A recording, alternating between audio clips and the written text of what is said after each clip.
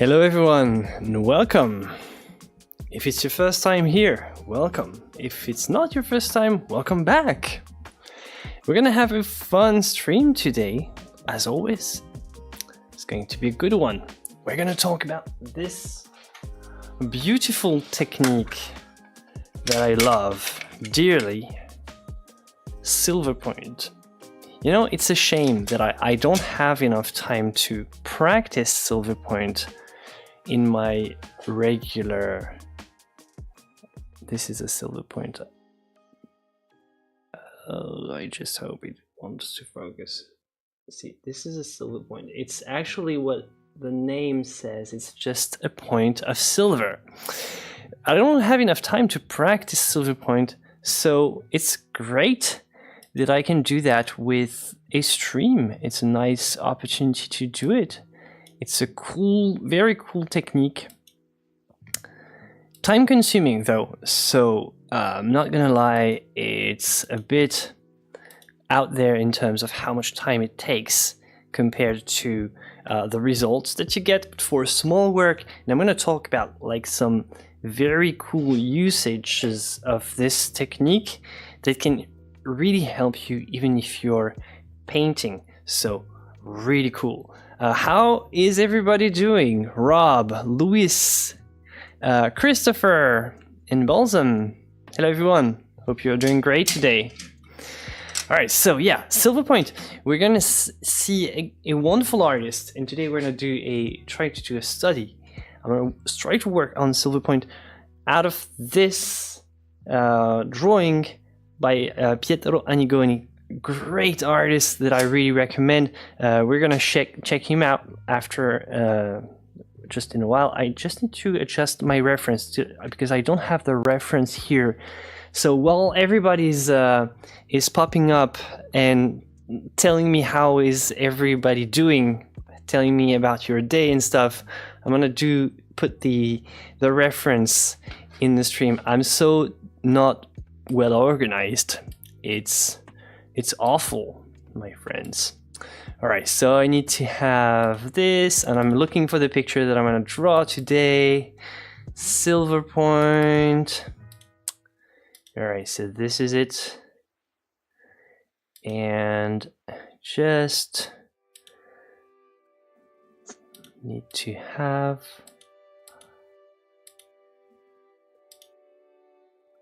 Okay, resize the image. So this is the drawing that I'm going to work from by Pietro Annigoni. We're going to talk a little bit. Oops, no, not that. I'm trying to resize. I'm resizing in the background so you can't really see what's going on. So I'm going to work on a crop because as you'll see, a Silverpoint is kind of a very slow technique.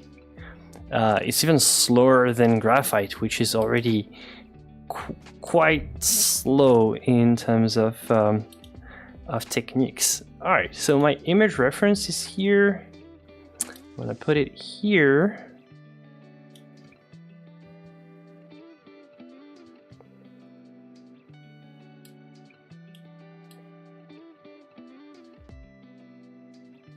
All right.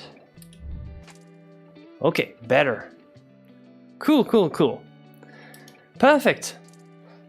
Hello everyone. Yeah, this reference is beautiful. So I hope I can just...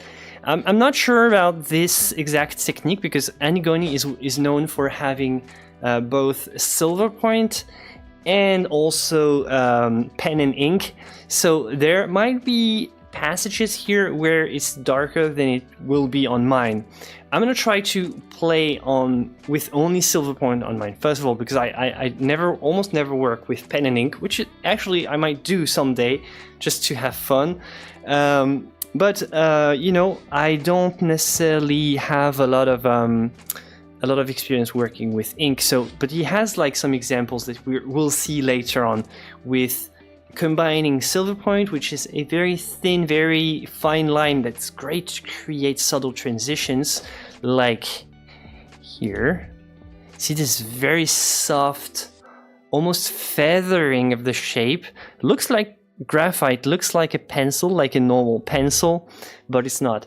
It's actually a metal point. It's just like its name says. It's a silver point. But we'll get back to that in a minute. First, first category is update on the stream. So before we move on, let me actually cut the music. Before we move on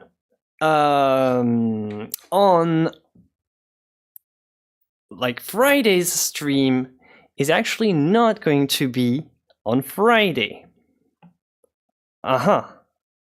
So it's going to be on Thursday because I'm not free on Friday, and I'm gonna do a stream with my guest Mathieu Nozière. So I think I'm gonna pop up the Discord to show you.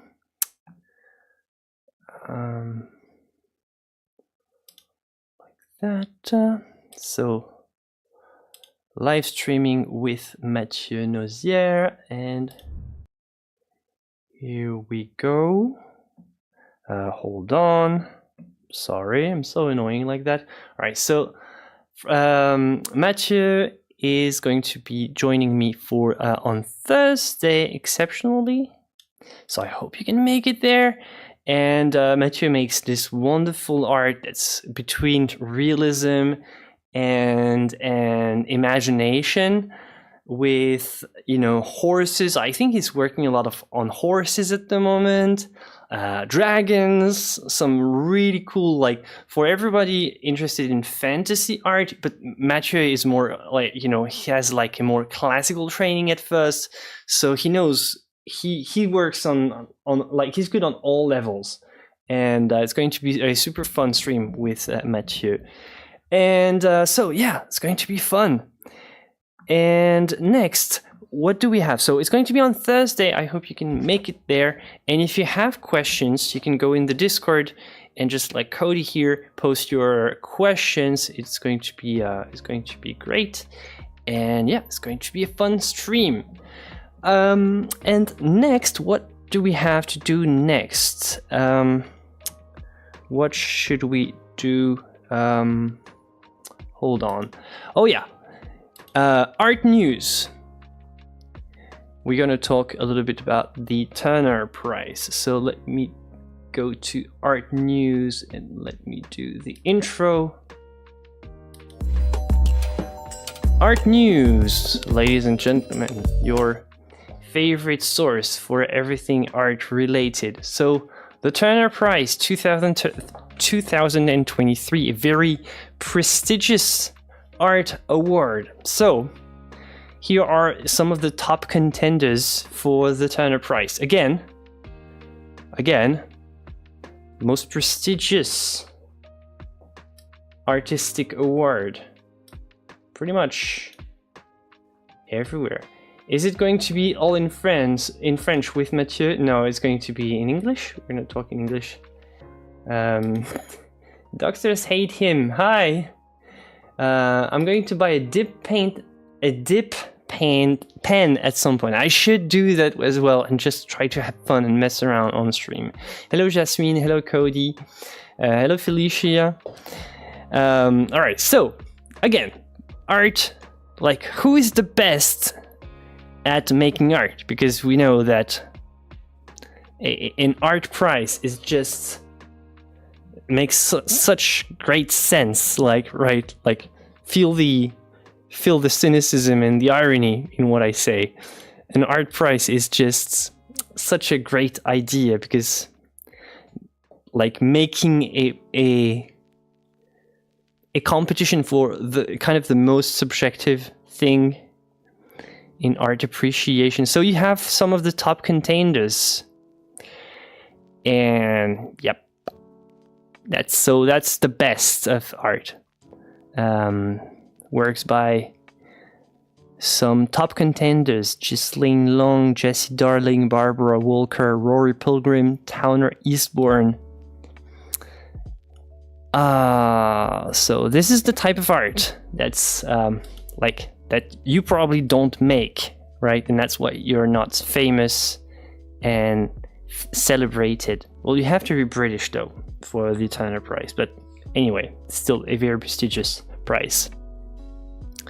So this is the kind of painting that you can make and win very prestigious awards.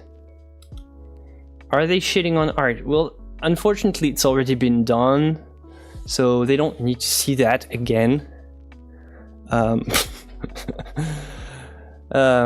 Is this a joke? I'm afraid it's not. It's genuine. It's The Guardian here. It's like genuine news. This is art news. It's your most trusted source for art-related news. Is well, even I would have a chance. Lol. Yes, except it's a very weird way of thinking about art. It's like, it's not just about not trying, it's about trying very, very hard to make it even way more pretentious than it has to be, and sort of make it the entire subject is how you're deconstructing all the ideals about what good art should be, about, like, you know, the timeless principles of beauty and harmony and good taste.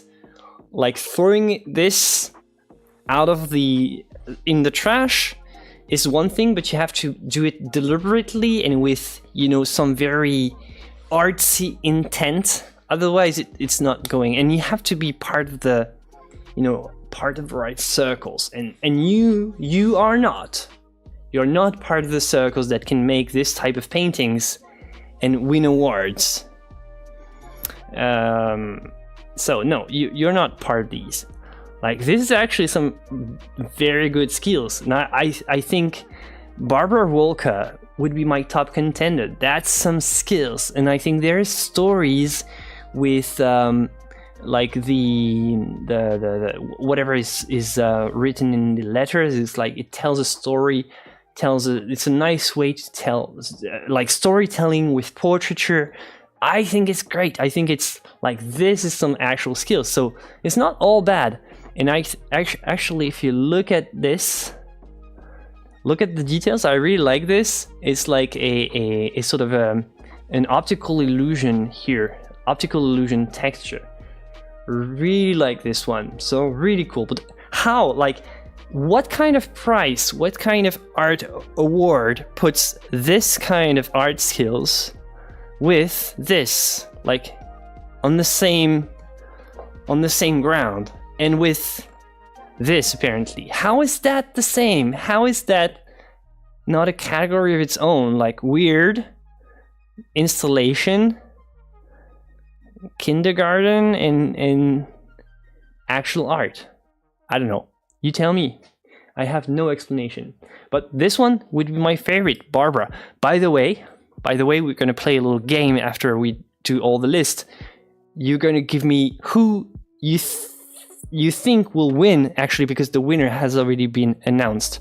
So I'm not saying it. All right, so you have this.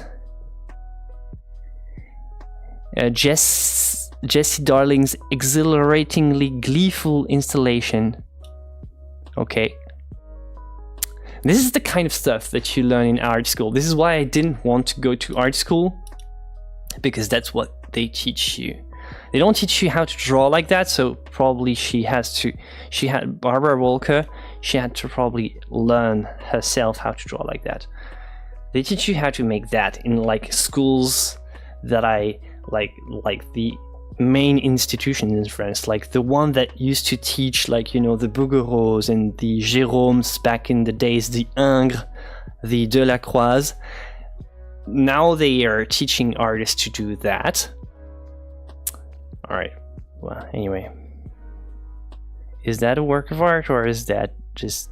All right. So, who would you say? Would you say Jessie Darling won? Because one of the winners is here in this list. Do you say Barbara Walker won? Do you say Rory Pilgrim won?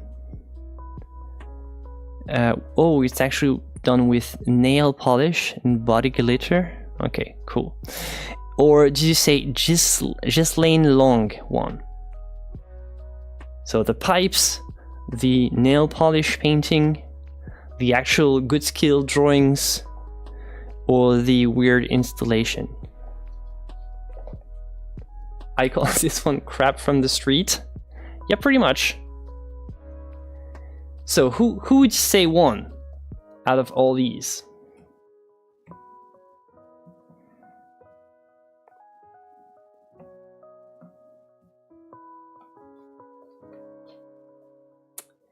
All right, you already know, Rob. Barbara should win, but the C one probably did. All right, so and the winner, drum roll. The winner is actually Jessie Darling. So this one won. So apparently this is what the best British art can do. That's great. No, I don't want to register. So he won £25,000. All right. Anyway, I'm never here to bash on art. Like, you can do whatever you want, but the fact that people take that seriously and think this is actually good and it's actually a statement on like British unsettling notions of labor, class, Britishness and power. Okay, right, cool. You can also write books about that if you're really into politics. I don't know. I don't get why this has to look like that. Looks like shit. I don't know. It's weird. But, you know, you tell me. So who had this guess?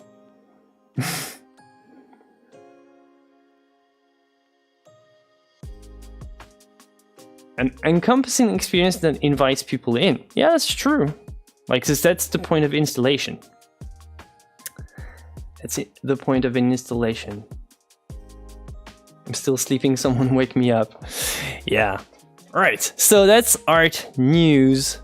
That's the end of the art news section. So what do you think? I don't know. I think this is very nice. Very nice. Alright. Next.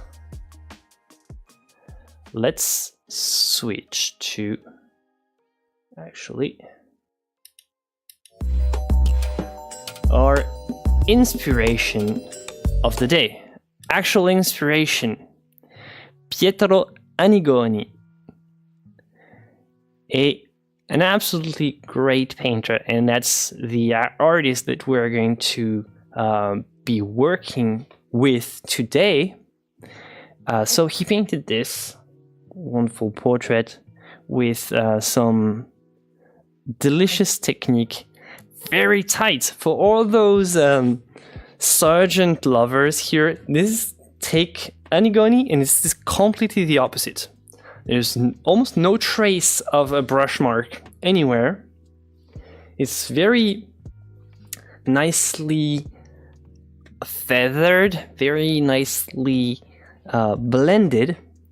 Still looks very very full of life, lots of form, really great sense of volume. And so here it is, the artist himself, Annigoni. Not that old, actually. I think it was beginning of the 20th century, so around the 19s something. You have the dates here. He was born in 1910 and he died in 1988. Italian portrait and fresco painter, so he really dug back in the way old, like the techniques from way back then. And so he painted this very famous portrait of the Queen, Elizabeth II.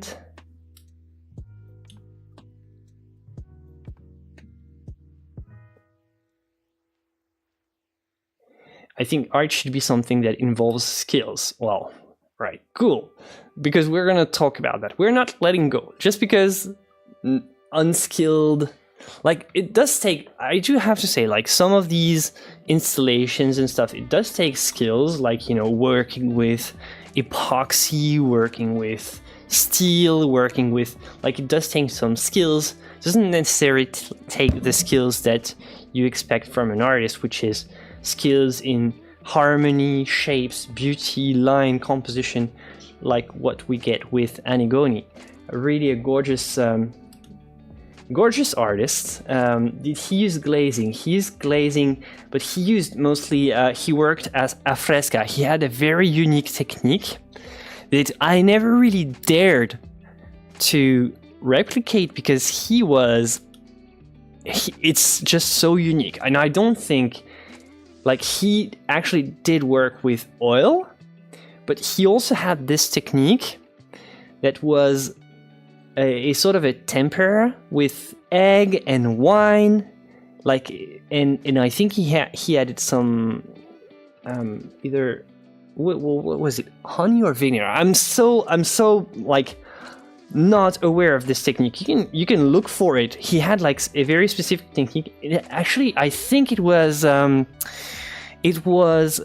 recorded and documented by the BBC back then, like the old BBC. They went into his studio to check out how he painted this.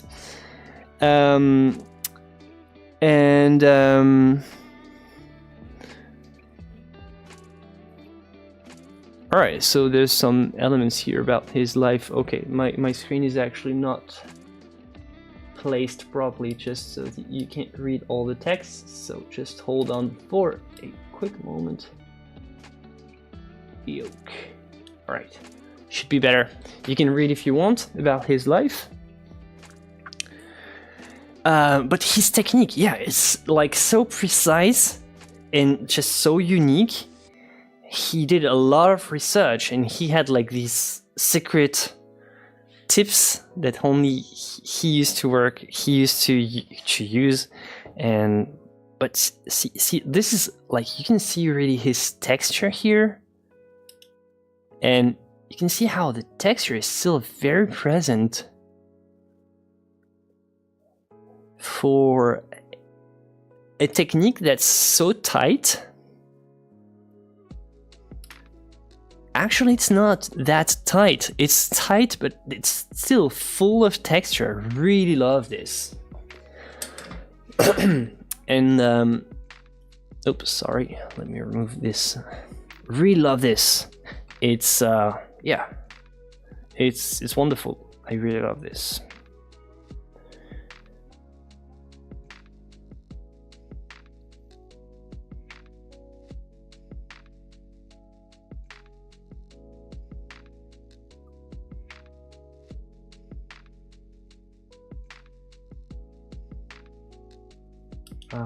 In my humble opinion, unique voice became too important after abstract expressionism.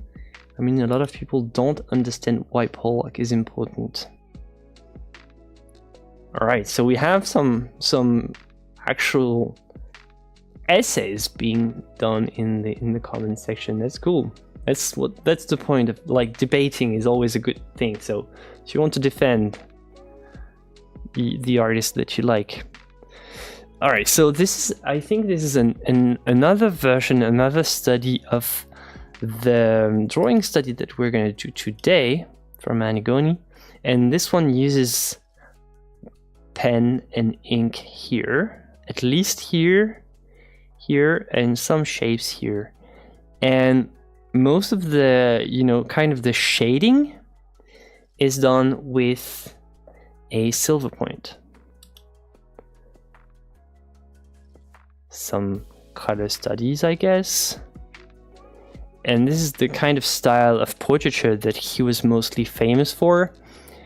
A very, very well blended, but still very great sense of volume all around. So really cool.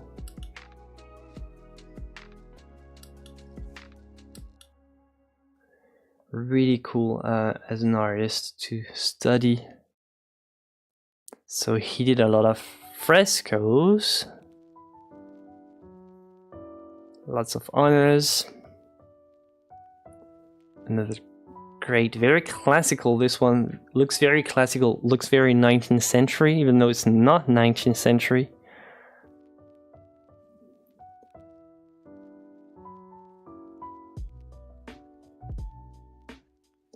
And this is one of his, I think his most famous self-portrait. This one with his very unique technique.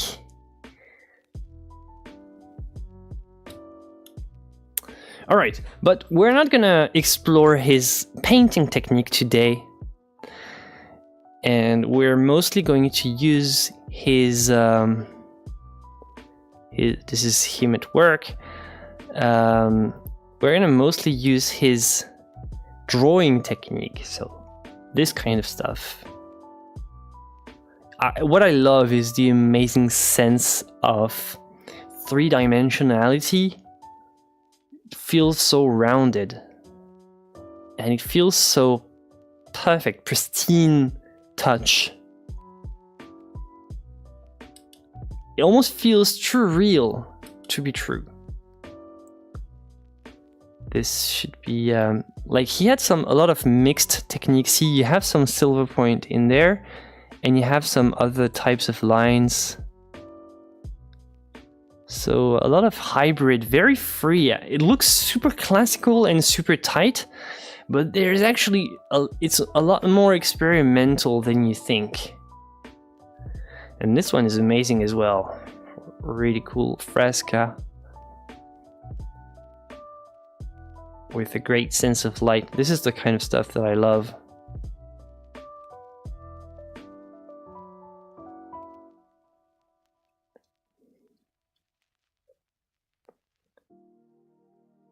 That's pretty epic. How about that for a chapel? Look at this. That's epic. I'm gonna remove my face actually. Hold on. Look at that. That's super epic, right? With the color. It's a lot more modern than you think, right?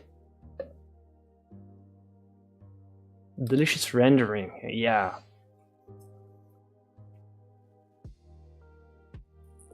How can a portrait look so classic and modern at the same time? Fantastic. And how can a church look so classic and modern at the same time? It's also like this use of color is definitely one of the things that I'm going to take a screen capture of this one because I need to take this one for later. Just keeping this one for my inspiration list. So done. Yeah, this type of paintings, it's just like it's breathtaking how it feels very old. Like it has all the codes of a very old painting, of a very old fresco, but it's like out of a different world also at the same time. Kind of metal, yeah. I love it. I really love it. Looks like the World War II experience has probably affected him in how he chose to depict the scenes. So it's still the same themes, though. It's still very Christian, and it has been accepted by the church to be there. So it's still the same old themes. See, the same stuff that Raphael, that Michelangelo, that they have been doing for centuries, that has been done in churches in Italy for centuries. Still the same techniques, but you can use the old, well, some people call them old, I call them timeless techniques and principles, and still make them look modern. And you can still even work on the exact same subjects. The same subjects. I find this fascinating. It looks very metal, yeah. Like an album cover. Looks like a photo. Time-traveling artist. Hey, Moses. No problem. Glad you're here. Alright. So, yeah, Annigoni. But as much as it was... I could spend an entire stream, like 4 or 5 hours, doing just that. But I'm gonna move on actually, because we are going to see a lot of hybrid with photography as well. He was using like the tools of his time and tools of the ages. A great blend of modern and tradition. In an era where making this was almost like sacrilegious, because making figurative art at the time of, Cubism, at the time of Futurism in Italy, for example, making non-modern art was kind of a statement of its own. Like, he was one of the only ones keeping the torch lit. This one is also a Silverpoint, I think, or maybe not. What is that? See, playing with weird texture. I don't know what the texture of this surface is. Feels like homemade paper. Wouldn't surprise me if he made some homemade paper. See some charcoal here.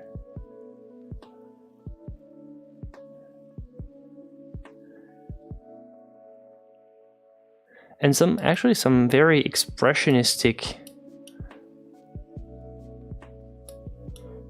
almost abstract here. He was not afraid of experimenting. Very modern.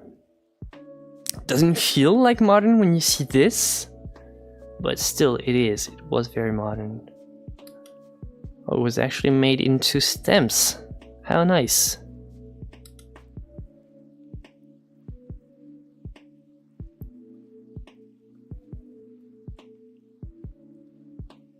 This looks very, very classical, but also the not idealizing the face and making it look like an actual person.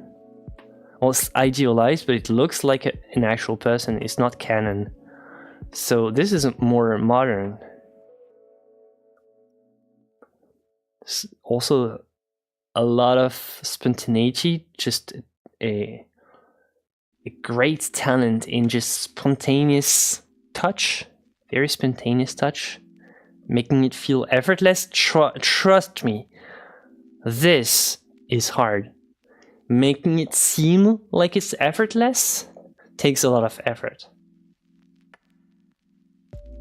That's one hardcore chapel, the one we saw earlier.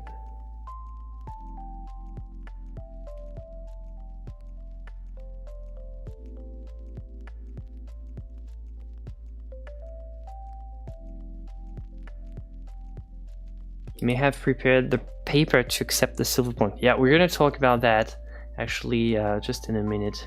We have to switch to Silverpoint, but I can. Oh, this is super interesting though. We have to look at this. So he had this palette because he was working at tempera, and this is not like your usual oil paint palette. He had to use some of this, wine mixture, and the paint would dry very fast. So he had to work very quickly. And this is also for every messy artist here. Take notes, everyone. Take notes of how it's supposed to look like when you paint. Look at that. Clean. This guy is just chilling in his studio in a suit. He has this palette full of paint here. Paint that dries super quickly, so he doesn't really have time to mess around.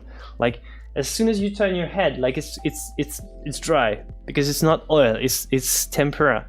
So as soon as it's oil tempera, as soon as you turn your head, like it's already done, it's already dry. So you have to be very quick. And still, he works clean. Nice. I love this. For every messy painter here. So say on a scale of 1 to 10, 1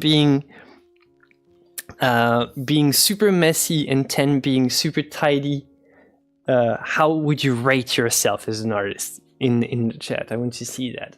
On a scale of 1 to 10, 1 being like super dirty, like paint all over your apron, you know, this dirty apron.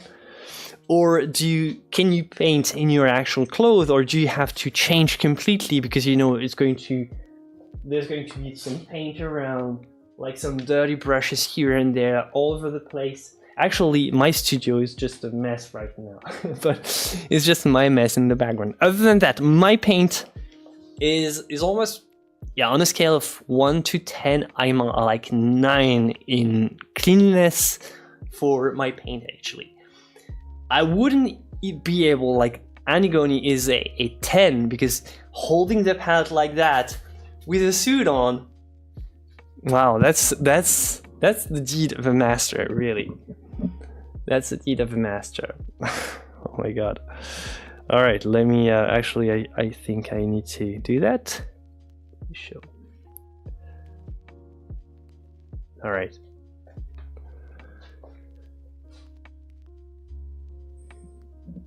All right, so 0. Oh my god. On a scale of 1 to 10, you're a 0. 1, lol. I'm a 5 maybe. 5. 4, 6. I would say I'm a 7 because I don't actually have a studio. I paint in my living room, so I have to keep it tidy. Cool. I think you should be more than 7 if it's your living room though. So I think you're an 8, you're probably just...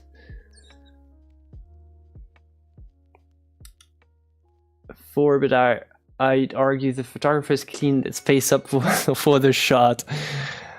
Probably, yeah, probably. About 7.5, but not in the beginning. He may have just put on his Sunday best for the photo. Yeah, okay, I give you that. Maybe it's kind of staged. I have to say, I kind of did it myself. Sometimes, you know, to just shoot a photo for a thumbnail for YouTube, just sort of fake painting. Pretending to, you know, hold the pose. I have to admit, it happens, yeah. So probably it's fake. I still think he was, most of the time I think he was true to what he did here in his, I think he wore these kinds of, you know, the type of guy who doesn't wear modern clothes. He was kind of like that, in my opinion. All right, so that's really cool artist, but we have to go move on. How long is it? Oh, okay. So this is the painting from which, like, the painting that was made out of the study that we're going to be doing today. If we can make it happen, because I'm always so slow. You know how I am. But yeah. So maybe 2 hours later. 2 hours later we'll start. But you're too slow. Yeah, I'm too slow as always. All right, I still have my sound effects, guys. Yeah, I do have my sound effects.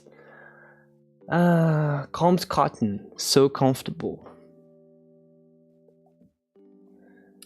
All right, so oh, look at this. It's an actual photo. Or is this? No, it's not. It's not him actually. Is that him? Doesn't seem like it's maybe some of one of his artist friends. I don't know. Okay, or maybe it is. Yeah. All right, so Silverpoint. Today we're going to talk about Silverpoint. Oh my god, I love this technique. It's going to be cool. So, Silverpoint. It's Silverpoint it's just a little tiny piece of metal that you put at the end of a stick. I have actually these LED holders, and you can get the silver wire. It's actually silver wire that you can get in a jewelry store. So I hope you can see something here. I'm gonna try to adjust the screen so that I can zoom in a little bit on this. I just need to remove my face, otherwise it's never going to focus on my face. Okay, so okay, see what this is? Can you see how the tip of this little wire, can you see how it's like darkened?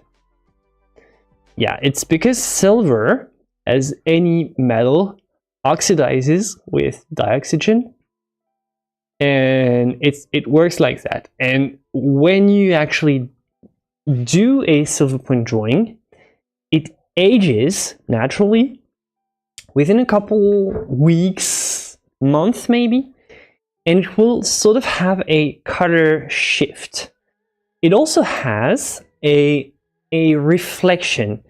Actually, I can't show it right now. I should have taken my other Silverpoint examples, but I didn't take them with me. So I'm gonna leave you with some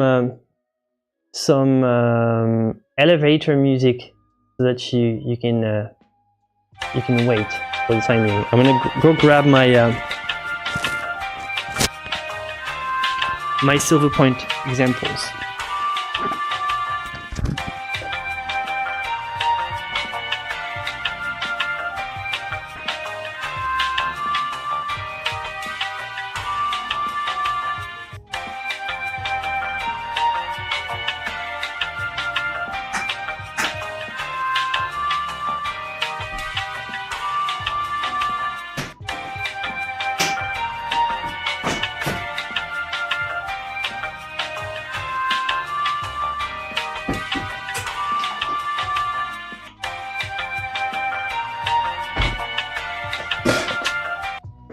All right, I'm back.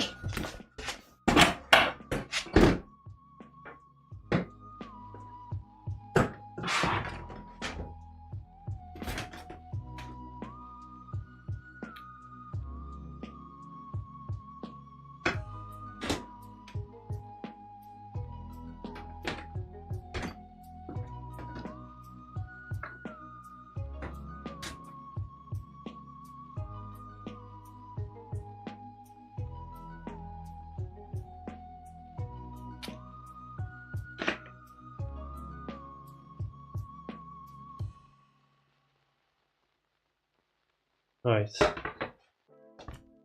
so this is a Silverpoint drawing that I made, and alright, so it's very hard to capture with a camera. Sorry, hold on, I just need to put my mic back.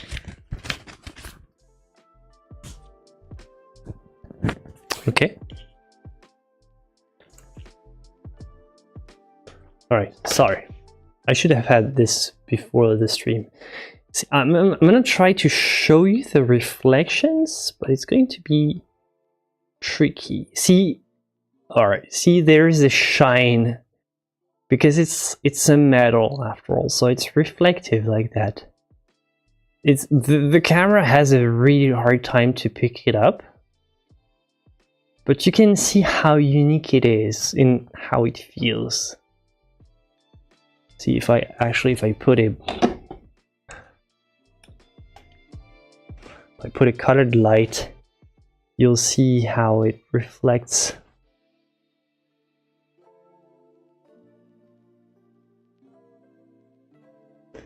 You can see how it reflects. Has this very particular shine.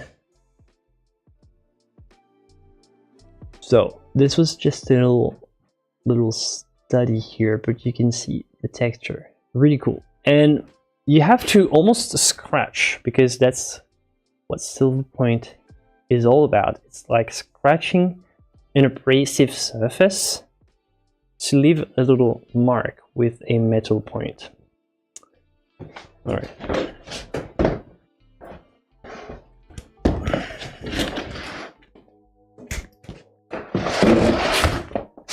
Okay. Ouch. All right. Screenshot taken in the Discord. Oh, screenshot? Screenshot of what? It's going to take a screenshot of my face. I doubt it's going to be a good screenshot. So, okay, so yeah, I'm getting too excited with this technique. If you try to get something to just scribble and do lots of little, you know, little tests. You'll see how it's how it works, because it takes some getting used to. One of the best things about that for if you're interested in drawing, why would you want to use a technique that doesn't allow you to erase? Because that's one of the main things. It's like, it's once you draw a line, it's basically between engraving and drawing. See, once you put a line on there, it's there forever. It's like you can't erase your lines. And you might think, well, I don't want to do that. If I can't erase, I'm not confident enough to do a technique in which I can't erase. But I would still highly recommend that you try it, because it definitely changed the way I think about my drawing techniques.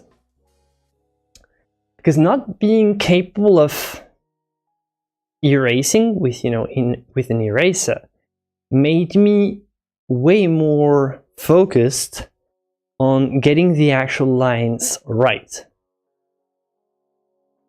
You might not think about it, but when you don't have the luxury of erasing, you're way more focused on coming up with an actual good strategy to get the right lines first. And I'm going to talk about how you have some techniques where you can, for example, like that, you can use like lots of little like graphic lines around your subject, so that if there is if the edge of the face is too wide or too narrow and you have to correct this, well, you have some of these graphic texture lines around, so you can always play with that. And we'll see with examples from art history that they used to do that a lot, actually. So no, this is not inspiration of the day anymore. Okay. All right. So look at, for example, here. This is an example of a drawing by Raphael.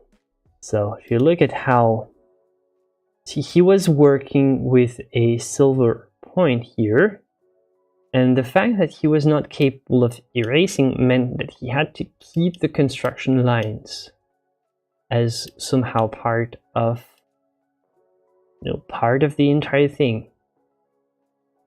Like some of these lines are very thin, like this one, for example. This one is not the right type of line. It was not going for this one, so it's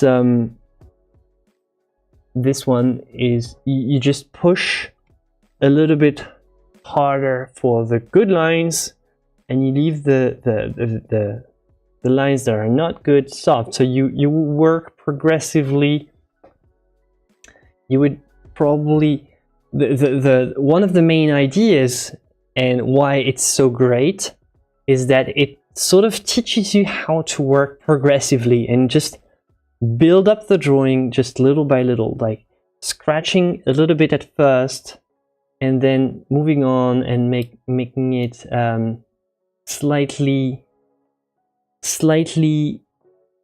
sharper as you progress, slightly darker as you progress, and starting with some very thin lines that almost invisible, and progressively making the drawing more elaborate. We'll see that with the demonstration. So using kind of the construction lines as the part of the process of building up the drawing. Is that Silverpoint? I think it's mixed media. Heightened with brown. Okay, Silverpoint. So you can work on brown paper. This is an example by Dürer. You can work on brown paper, highlight with white. And that's how you do it. It almost looks like a little scratchy scratch. You don't have to do the scratch, but it works better this way. This is by Hans Holbein the Elder. This is a mixed technique. He was almost using like this as almost like a graphite of some sort.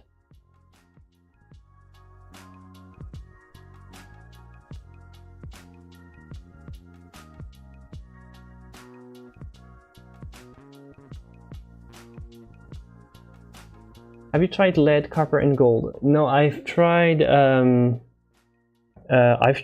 copper. I've never tried lead, and I never tried gold.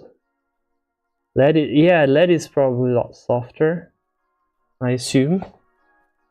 Can you blend Silverpoint? No. So you have to let the graphic tool do the blending, and it's a great. It's one of the great things that you can learn from practicing with that. You don't have the choice. You have to blend with your Silverpoint.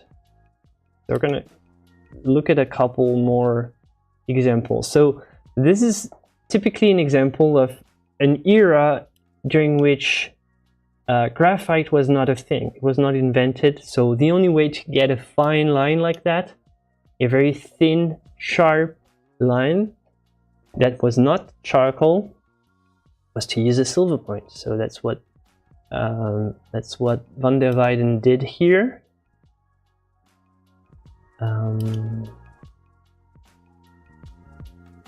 This is by Da Vinci. This is kind of the same as a graphite pencil, except that back in the days they didn't have graphite.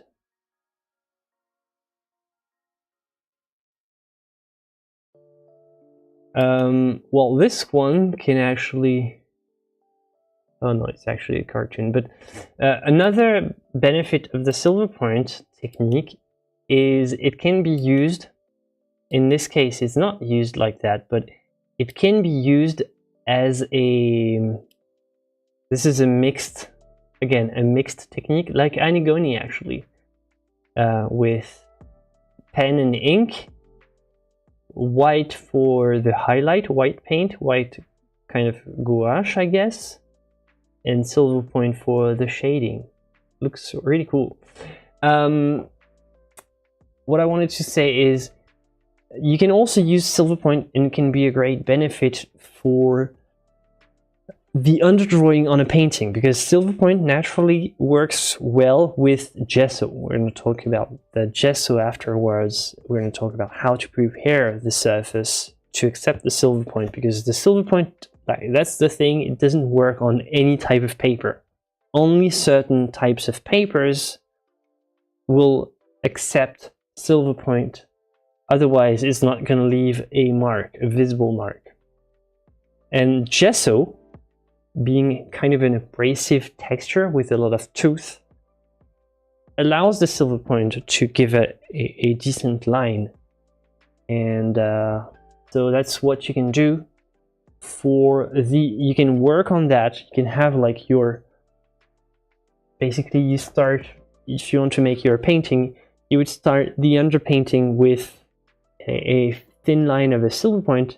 The Silverpoint is going to be preserved even when the paint is on top, like you can, it's not going to move. It's not going to be erased, contrary to a graphite line, which is going to sort of be wiped out by the paint.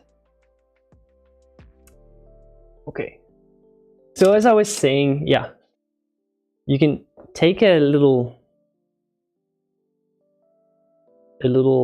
pencil lead holder like that. You can get Silverpoint and just a little silver wire here.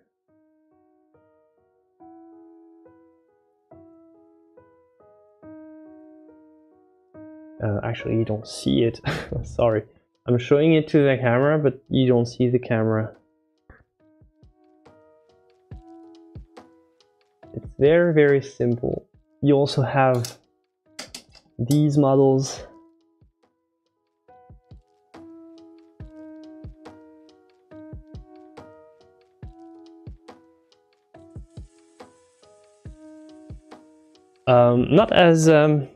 Not as useful, this one. What I like is the 0.9 millimeters and the 0.7, because you can like usually they allow you to choose the thickness.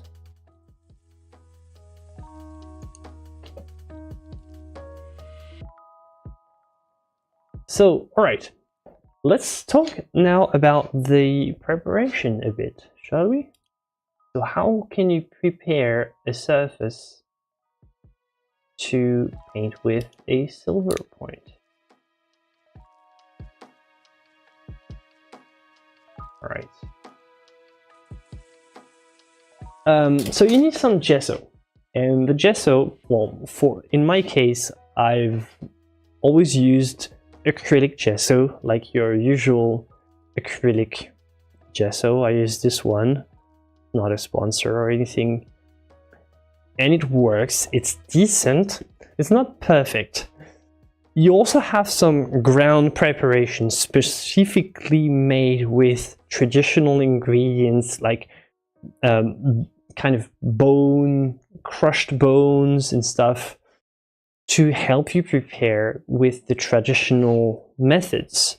I've used them. I've used these traditional methods, but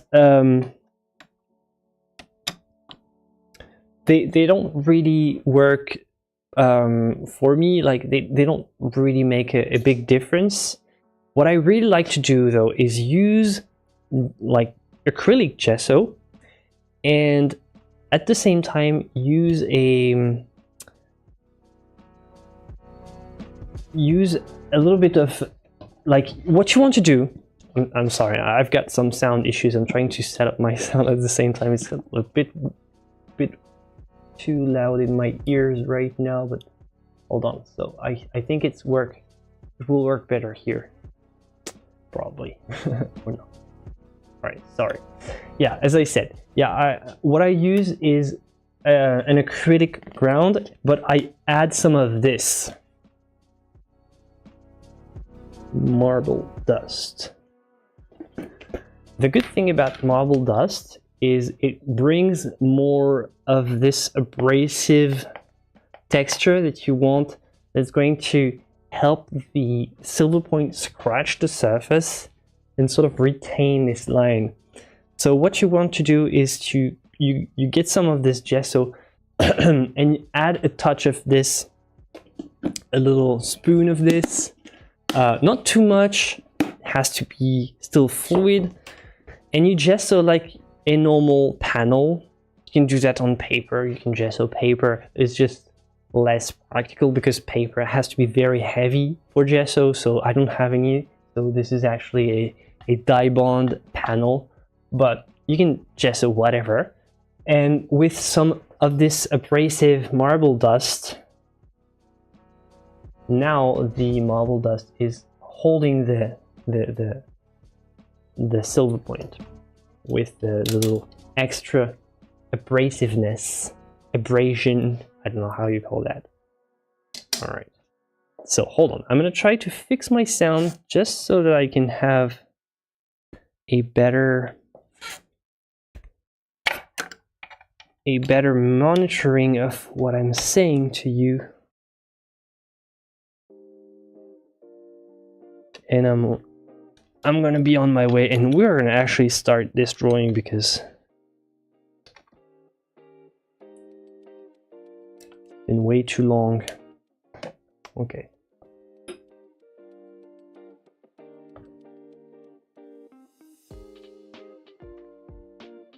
All right.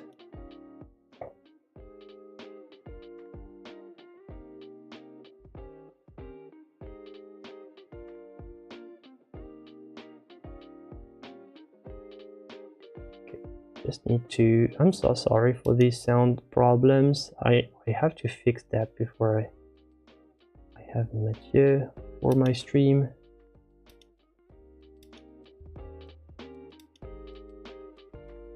Okay. Right, sounds better.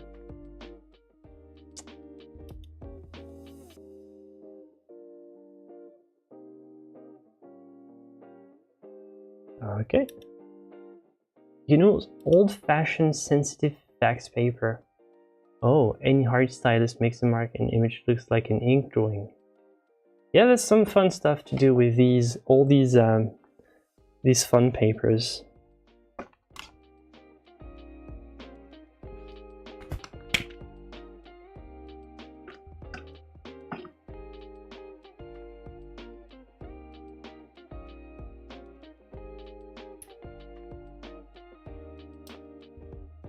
Alright, I'm gonna start my drawing because I've been talking way too much and we still haven't started. Like, as usual. Why are we still here? Why are we still here? Just to suffer. Always so slow. It's a curse, you know?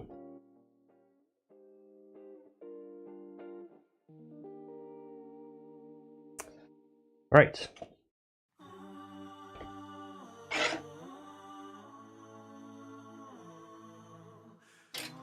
Okay, so these are all my Silverpoints that I have. This one is the tiny one is 0.5 millimeter. It's a little bit too small, and it's kind of almost too scratchy for the surface. It almost pierces through the gesso. This one is a 0.7. It works, it's nice. This one is a 0.9, and this one is a 50 millimeter thick. So, well, let's just try. I'm just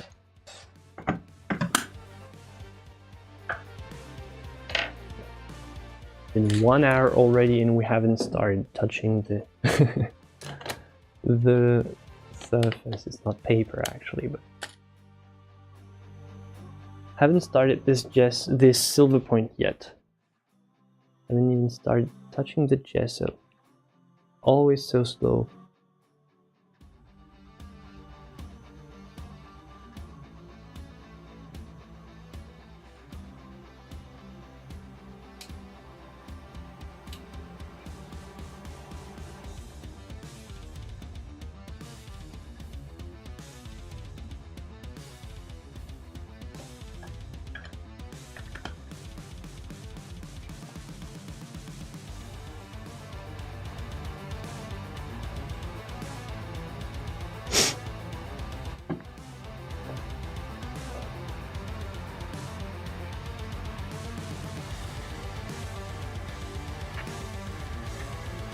So the thing that it teaches you is to just...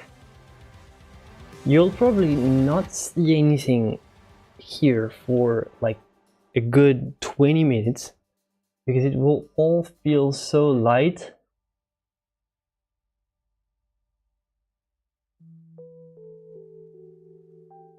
But it's actually a good thing. Like, that's because you can't erase, that's how you're supposed to work. You don't want to press too much in the beginning, and it's actually a good general type of advice. Since it's on a panel, you can hear how scratchy it is. And you can just sort of work with a very, you know, kind of misting it out, and taking the subject out of this mystery. And I really need to get closer, otherwise you will not see anything at all. Just because it's just such a slow build up.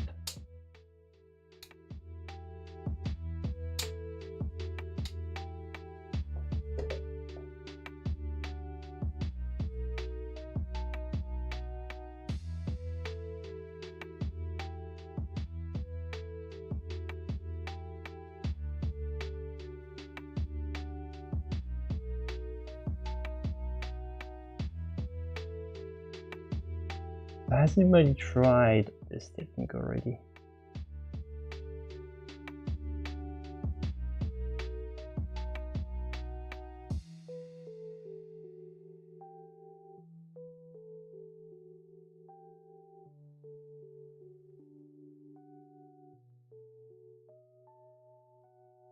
My preparation had a little bit more of a rough texture here. Because to be honest, I didn't really have time to make it look like nice and even, and I also wanted to keep this kind of rough background. So I know that I'm not gonna necessarily have the time to finish it all, so it will look cooler, right? Even if it's unfinished, the rough look will make it feel kind of more legit in a way.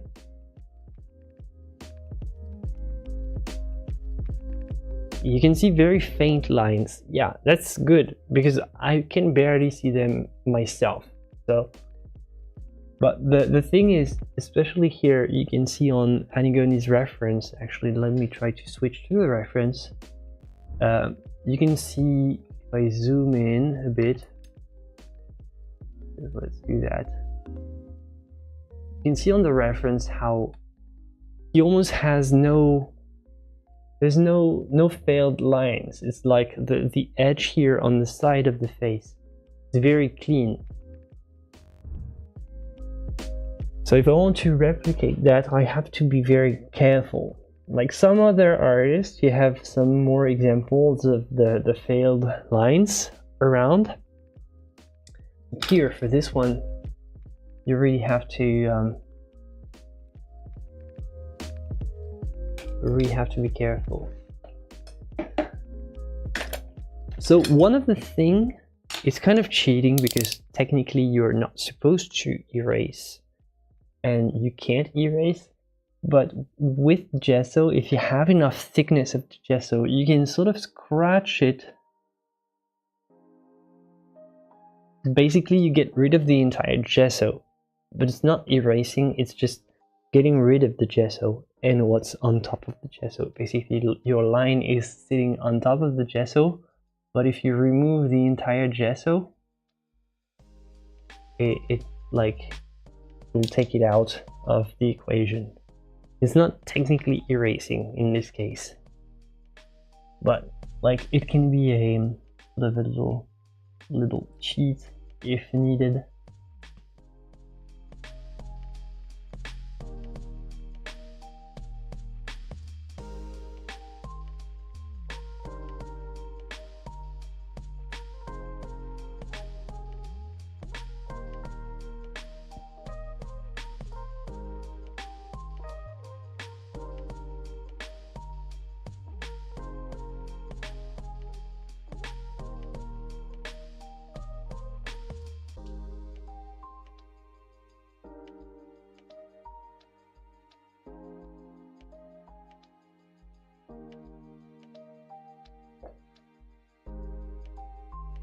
The trickiest with this Silverpoint is to place the eyes. Another trick, if you're really too afraid of putting a line that's not supposed to be there and you're way too afraid, is you can eventually use some actual graphite. I'm gonna actually make a test here. Like, this is a Silverpoint surface, but you can just have a little graphite line just to check, and if it's incorrect, the graphite can be erased. So what you can do is, first you do your graphite line just as a little test, then you do your Silverpoint line once you're sure about what you're doing, and then you erase, and you're left with only the Silverpoint one. Don't know if it makes if it's visible. Actually, I think I should go for an even bigger zoom on this, otherwise you're not gonna see much.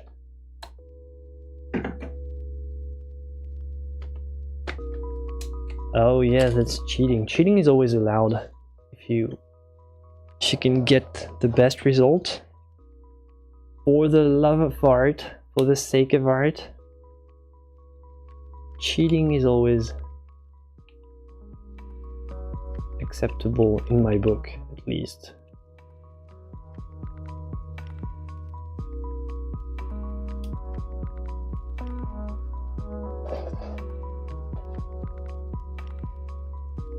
Now it's struggling to focus, I'm sorry. It's a bit extreme as a zoom. Doesn't see. Okay.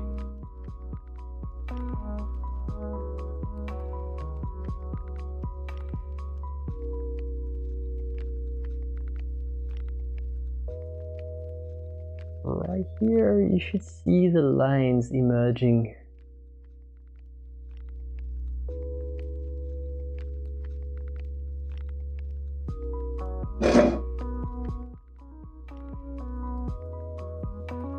Hi, Socrates.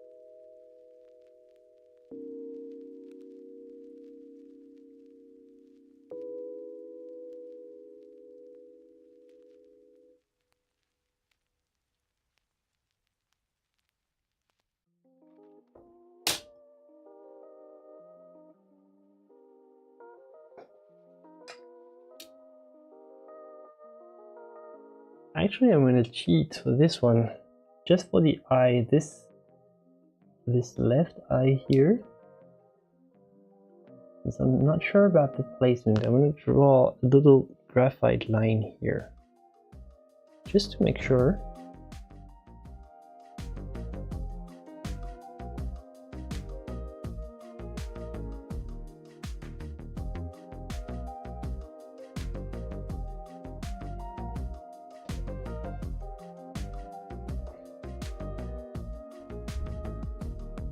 Here, just this corner here.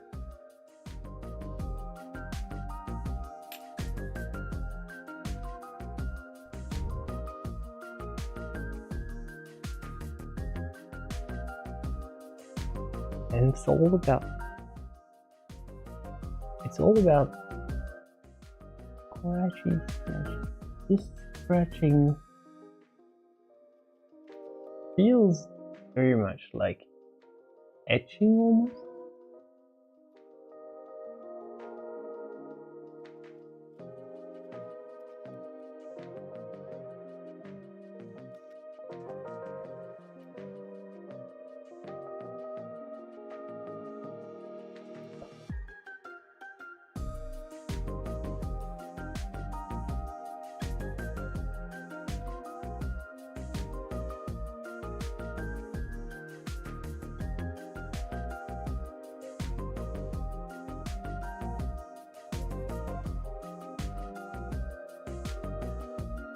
Well, you can. Technically, you can go back, you can draw with pencil and go back with Silverpoint. And like, this would be complete cheating though, definitely. But yeah, well, you can also, like, you can pretty much do this entire drawing here with a pencil. That would be the best way to do it. If you don't want to get this feel of the Silverpoint.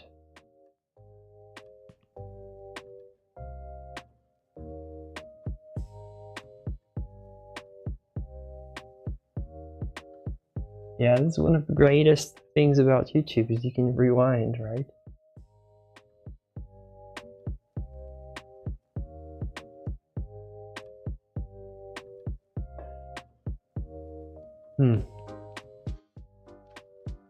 I'm gonna make some test runs here. I kind of want to be a purist though with this, otherwise, like, there's absolutely no practical advantage in using this technique. None. So you really have to be a purist to use it, otherwise it's just, why bother?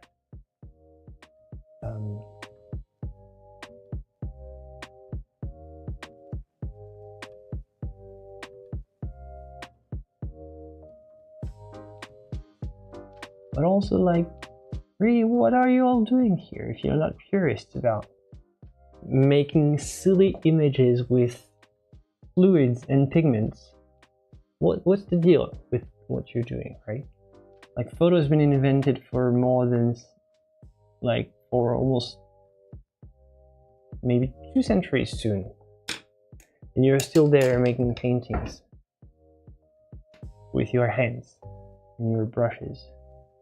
This is archaic. So you have to be purist to still believe in painting, like in 2023, right? With AI and stuff. Like, AI is even surpassing photography now.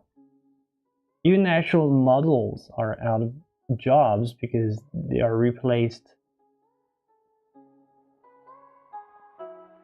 by AI-made models. So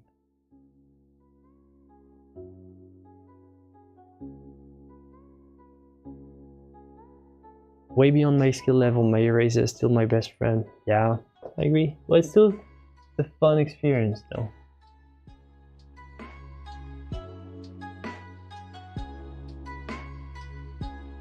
Takes a lot of patience. I think more than I can achieve in just one session though, so I don't think I can get there in one stream.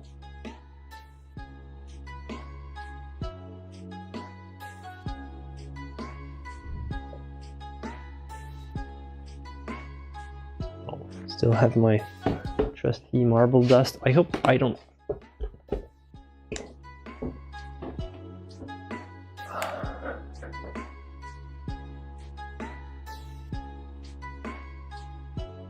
How does a white tip leave a dark mark? Yeah, it's a silver, so it's kind of it's a soft metal,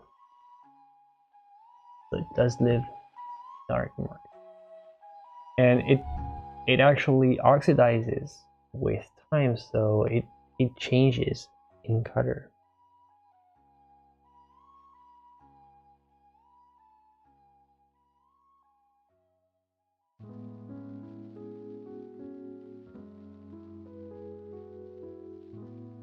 So the key with this technique, and it's also the key with any drawing technique, is don't go all in too soon. But you really want to keep this in mind. You can see my little graphite line here was slightly too low.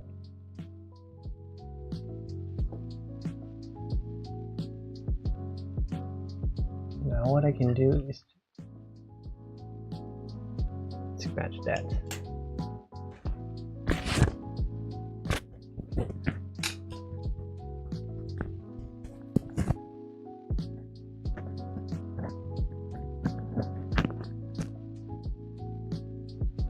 Yeah, ink as well can be erased.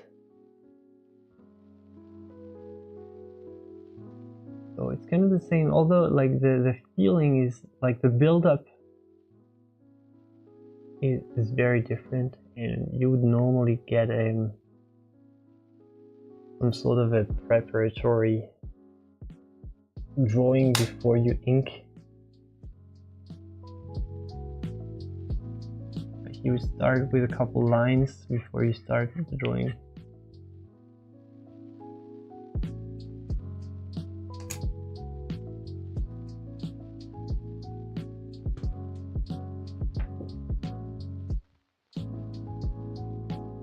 I love how subtle this technique is. I'm normally heavy-handed. Yeah, it really teaches you to be super soft.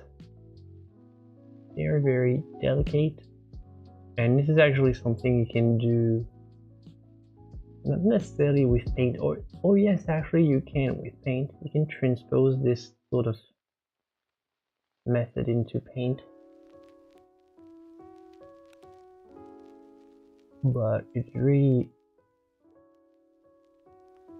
it's a key for portraits. It's like slowly taking visual cues here and there, not overdoing it. Yeah, there's gesso here. Oh yeah, I didn't talk about that actually. Good that you mentioned it. The gesso, so it's universal acrylic gesso, marble dust, and I added a touch of black acrylic paint to the gesso to give this gray tint, because it was too. There's no problem on doing the drawing on white, a white surface, no problem at all. It's just that for this, you don't necessarily want to like the white for this, for what I'm doing here with the camera. A white surface was just too bright and makes it very hard to see anything. And also because the model is kind of gray, I think it's better to have it this way.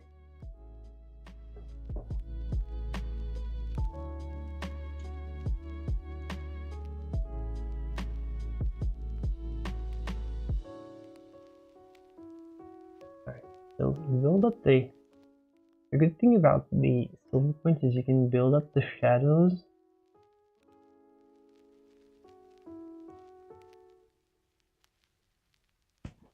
from the start and sort of use the soft blended edges of the shadows, because these edges, they are not as precise as the rest, so you can always retouch later if needed. And they are very soft, so you can build up from the shadows inwards. So build the shapes with the help of the shadow shapes, the edges.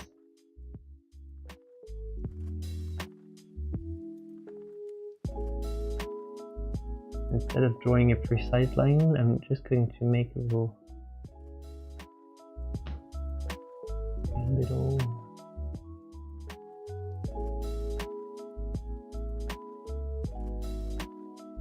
blended line here. And once I have this, I can make this darker here, this darker area here for the nostril. I'm almost sure of the nostril here, so I can just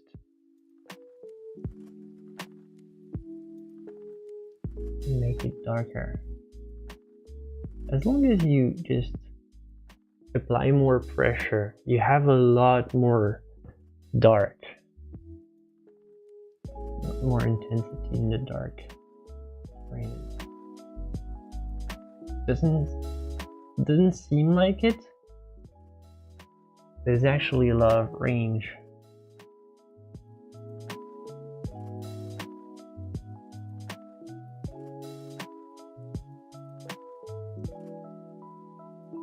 You have to start really scratching if you want to make something darker.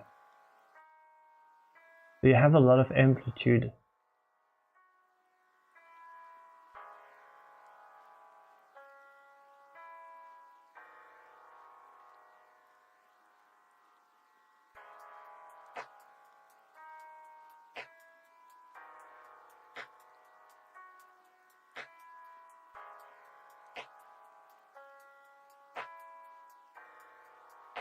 Hi, Ines.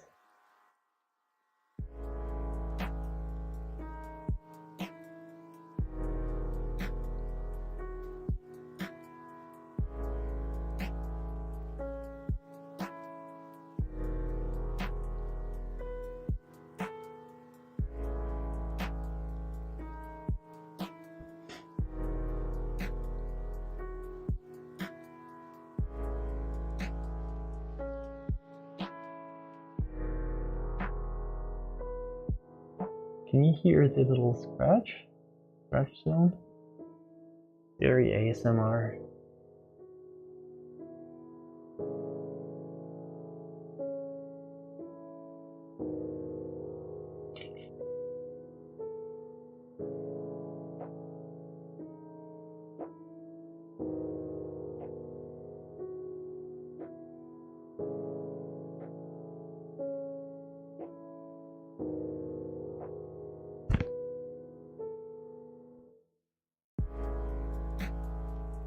For example, I see that this area here is a little bit too narrow, and I don't have anything more than just a couple shadow shapes here of darkened areas, but I see here that I moved it a little bit short and I need to extend it here ever so slightly. So if you're in doubt, always make sure you can extend. It's much better to go in this direction and push it in this direction than the opposite.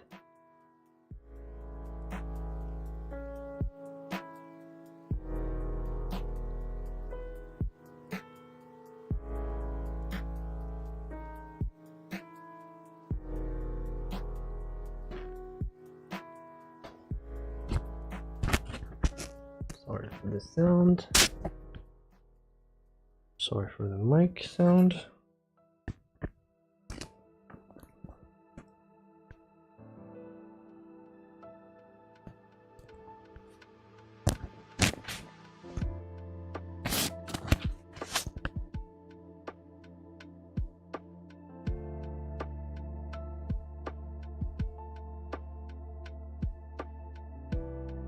No, I'm not going to color. It's a drawing. It's a drawing technique.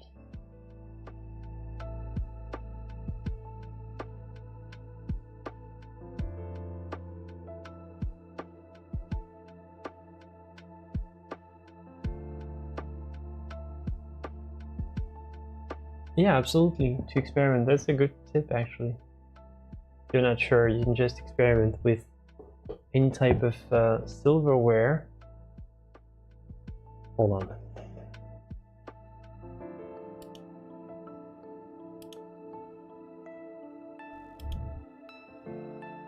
Gives a refined touch to the drawing. To experiment, you can use cutlery such as silver spoons.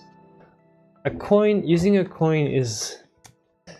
I wouldn't really advise a coin because it doesn't have like a nice drawing shape. It's like round, so it makes it very tricky to draw with. But to experiment, like mark making, yeah, definitely. Or just to experiment the gesso. How does the gesso do? Anything silver.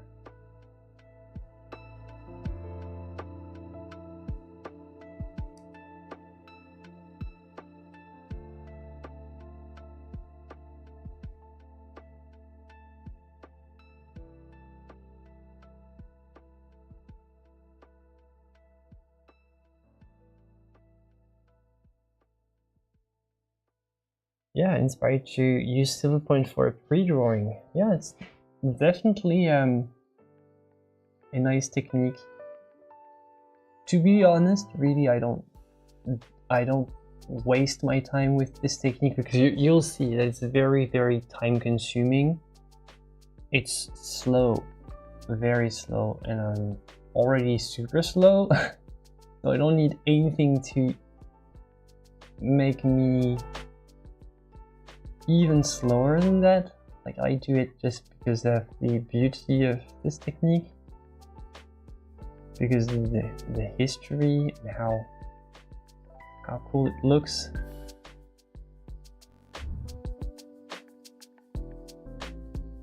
But other than that, you know, it's not very practical. It's not ideal at all. What I do use it for sometimes is whenever I need to put, you know, some lines on my canvas. Let's say I want to draw perspective lines.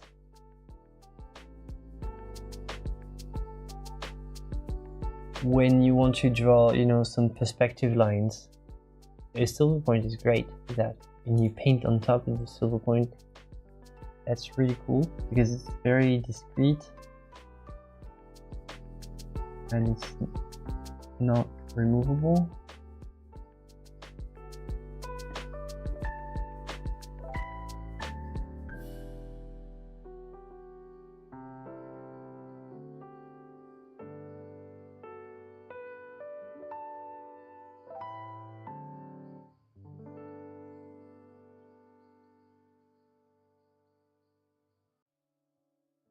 Hey Farmer Fox, no, you didn't miss much. Like, this is a very slow technique, so don't worry. Don't worry.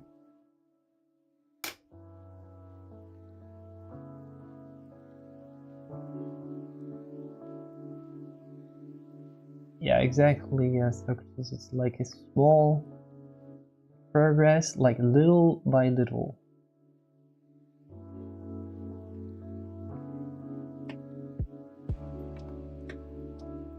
But you still have some amplitude. In the beginning it feels like it's never going to get dark, but it does. It doesn't go super dark, it's still very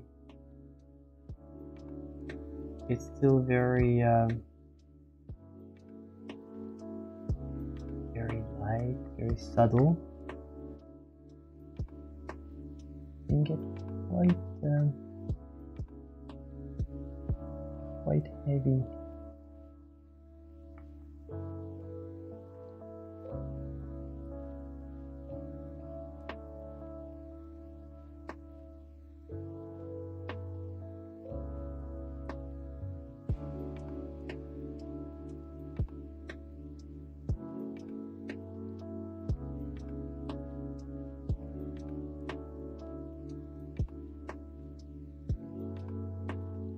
Like, really, the greatest benefit of Silverpoint is this, what I'm doing here. It's like, feels like nothing is happening, but in reality it does. Like, it feels that this is nothing here, what I'm doing, but it's still like, it's still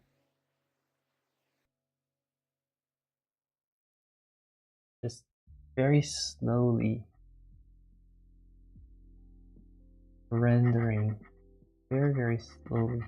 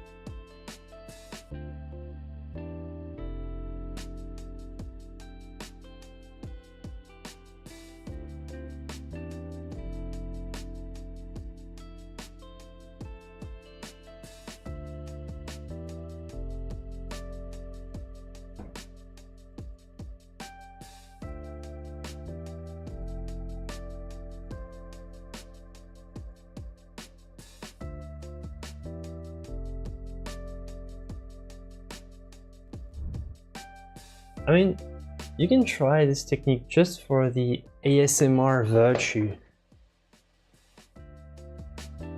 Just for the ASMR virtue of this technique, it's worth it. It's very relaxing.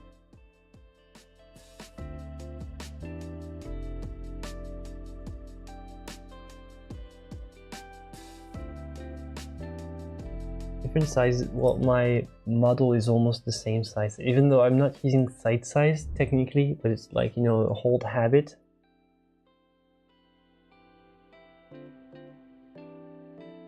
Yeah, that's I like to not use white, but I found that with Silverpoint it's beautiful as it is, and I like to not highlight it with white, even though this would technically be possible here on this gray surface. Would be possible, but I don't know, I just like the sort of the natural feel.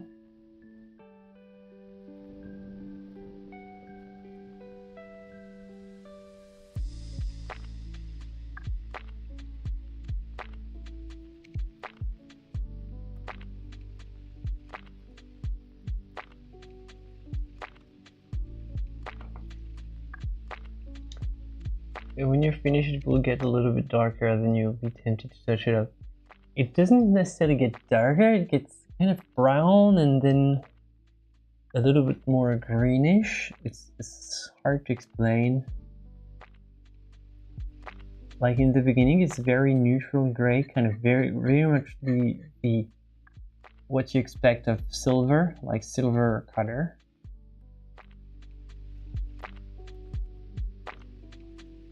But when it oxidizes, kind of gets, I think, more brown in my case. Like it gets warmer. Not necessarily more brown, but warmer.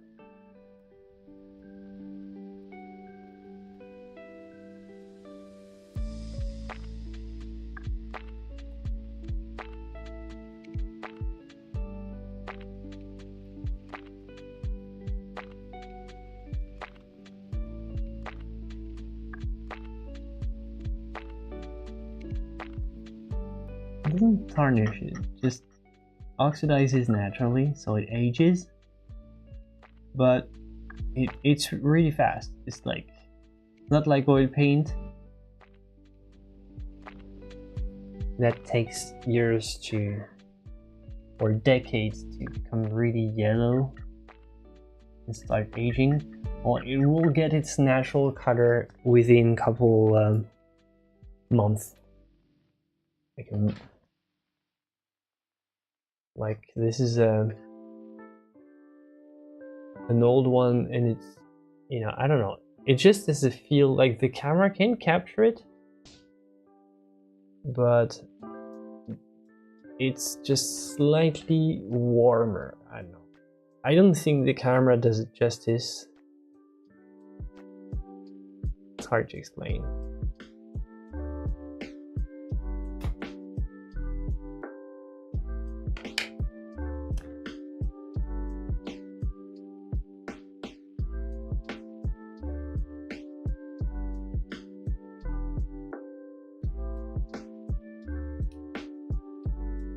The closer I've been to this is using a mechanical pencil with a blue lead that's difficult to erase, so you have to keep most lines. And it's also an option, you know. Some people also do, you know, pen drawings with a, you know, rollable, I don't know how you call these, rollable pen. It's also very, like, it has definitely a unique aesthetic. And also not erasable in this category. What else is not erasable?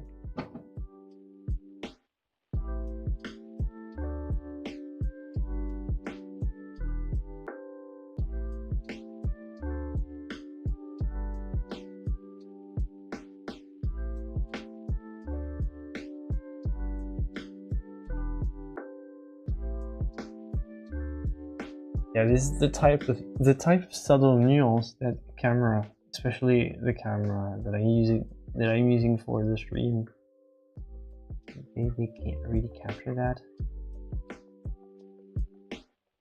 I'm sure an advanced videographer would be capable of showing the difference with the camera. But I think most of the difference is in the reflection and how it reflects the light. You know, how it has this very unique shine. And I think this is where the difference lies after it oxidizes.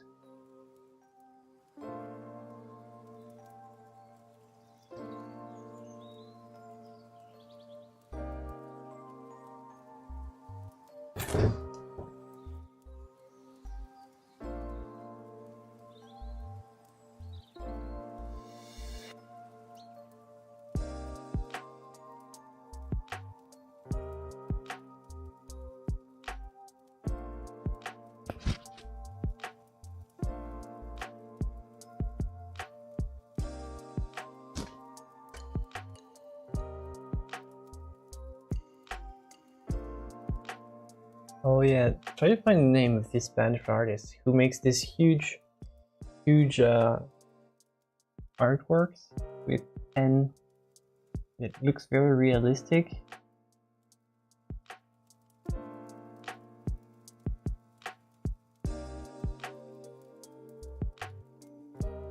Oh yeah, this technique is definitely unique, and that's what I love about it. It's like such a good change of pace. I don't know, just find it. I've always, like, it's very weird. Like, there's no advantage. It's just the beauty of making it. It's really impossible to explain. There's no practical good reason to do that instead of anything else.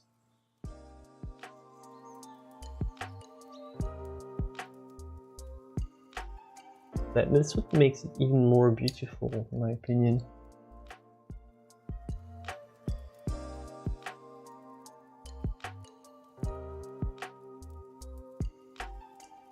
The weekly challenge they don't have a set day, so you can just, like, we're still giving time for everybody to finish working on the portrait slash even challenges. So it's still up. We don't have like a time, like a deadline.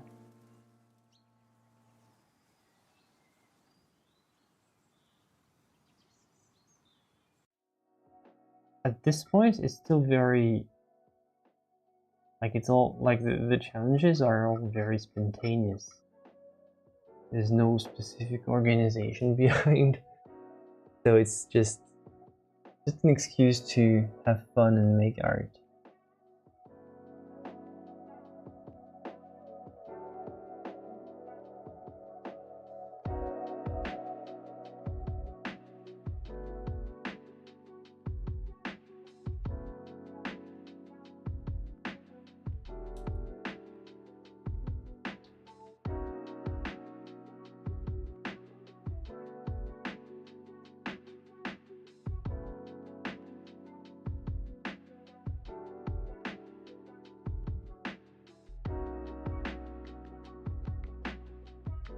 Oh cool, I'm glad you caved. Yeah, I know it's annoying to have yet another social media account.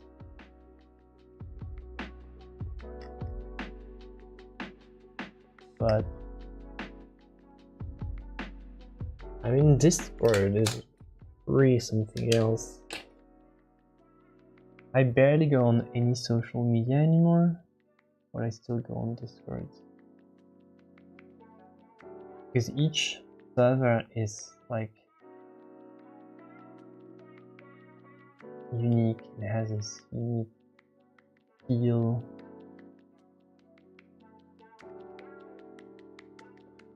And the stuff that you can do like yourself, you're not just a consumer like still on Facebook or Instagram, or you get suggested content. On Discord you get to participate, you're way more active.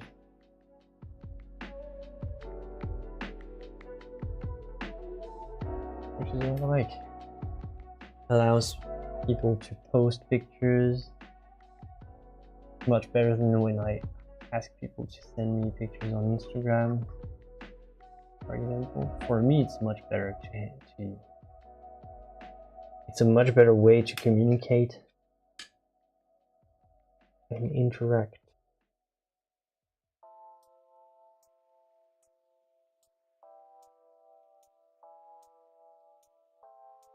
Hi Nolan. Been a while? How are you doing?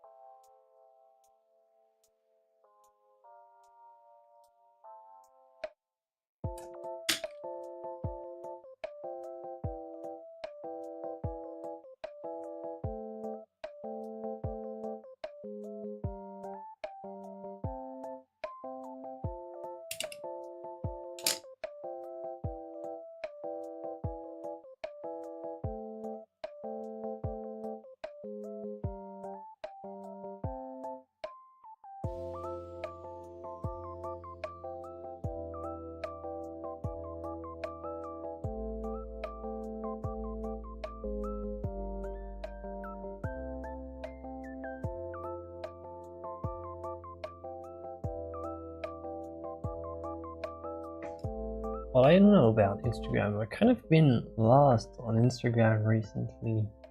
Only being suggested reels, which is actually just shorts that people upload on TikTok and then re-upload on Instagram. I kind of lost track of where people are supposed to put their pictures anymore.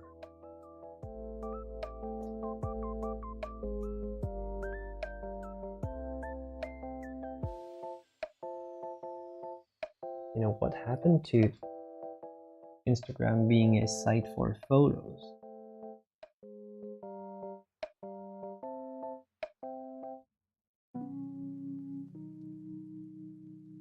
Where you see your friends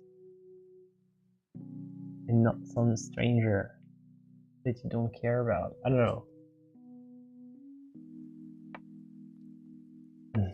I had a really hard time recently on Instagram.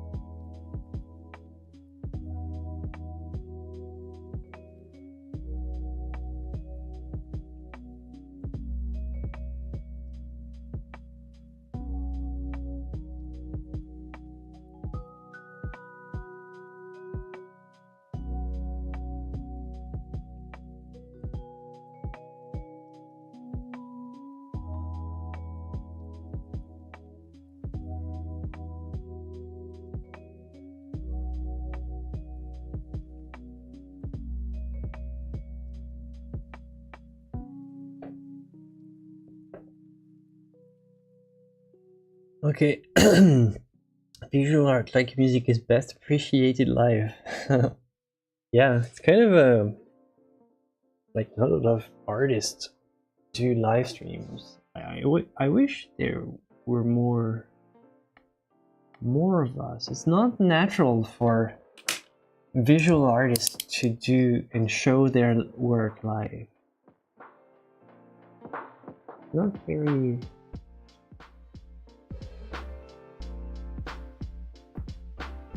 It's not as self-explanatory for an artist to just go live.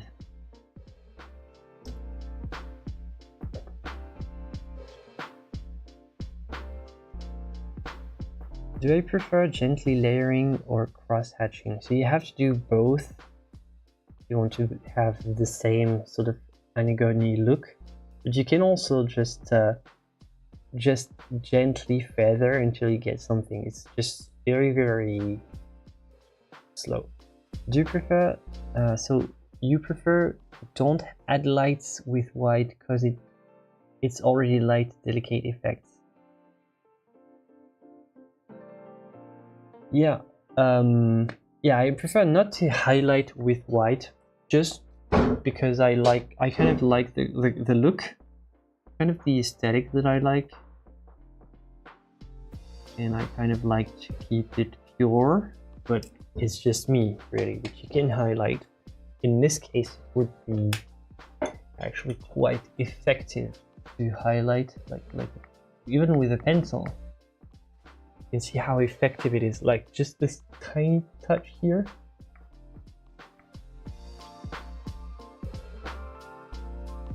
Doesn't take much, right? You can see how it pushes the form forward. It's like the oldest trick in the book. It's just so simple here as well. Bam! It's just so, like, it's easy. However, I do this trick for most of my work, and I like to keep the Silverpoint almost as pure as I can. So I generally tend to not do that. But still, it's like, you can see how it's like, it's very subtle, so really, especially if you kind of blend it, it's very, very delicate. I might do it, no problem. Like, this is the advantage of having a gray surface. Especially if you kind of blend.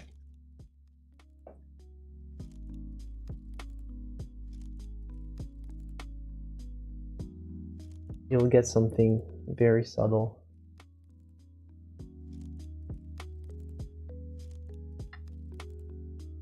However, in my case, I prefer not to. But in this case, I do see the appeal, and I love how it looks. So might actually use it for this one.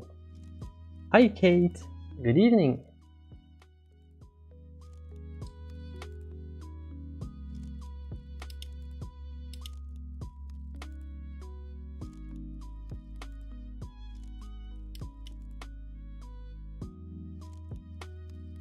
Okay.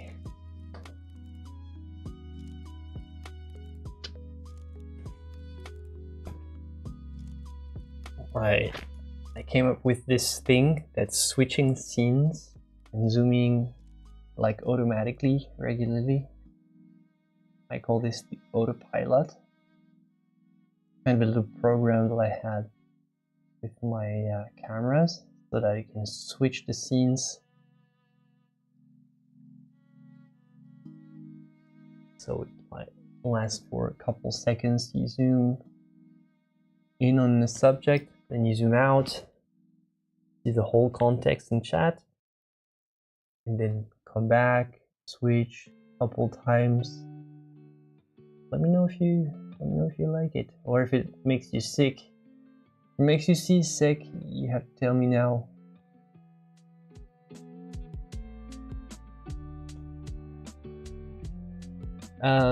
This is a gessoed. This is a gessoed panel, dye bond panel. So composite aluminum panel,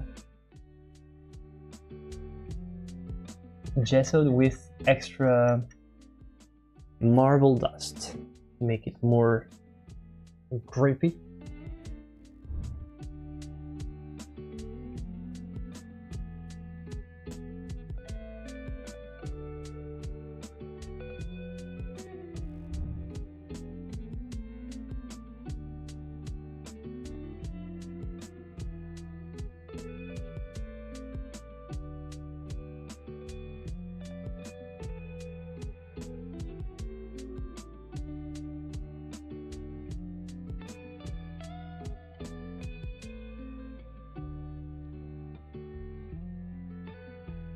it is. Now, as I was saying, Nolan is very ASMR. It's very relaxed. And I don't know. It's very hard to explain. It's like slowly scratching. Slowly scratching. It's almost like graffiti. Super slow at the pace, but very slow drawing.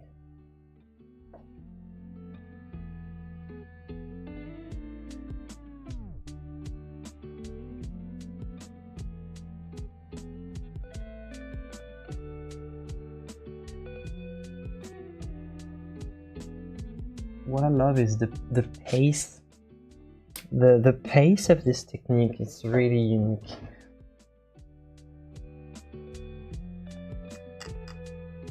You know, each technique has its own unique way of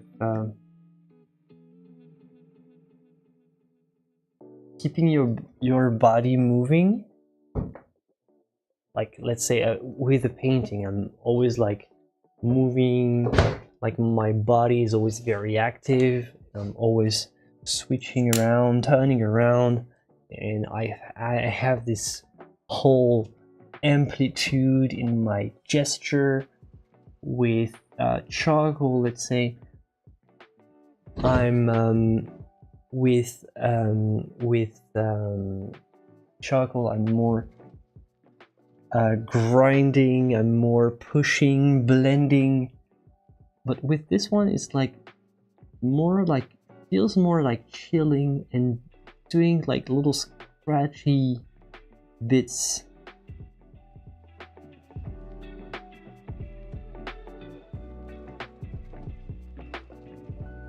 Just taking the time and building up something extremely slowly, but satisfying, very satisfying.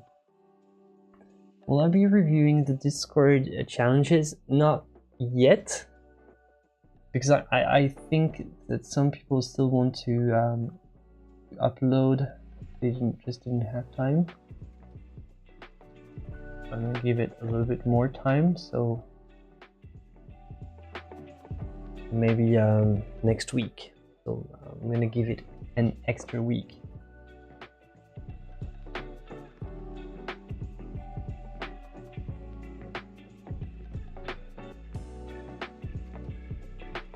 Looks just like my sketching on my rooftop walls. Sketching... what?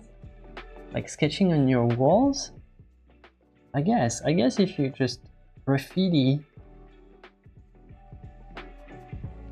yeah, that's an actually good idea. Graffiti, but like, you know, academic graffiti. So you go outside, and instead of doing this bomb acrylic painting, this spray can painting, you do like some nice Silverpoint on a wall. I guess a white wall should allow you to do that. Some sort of a metal point. Some sort of metal point should work.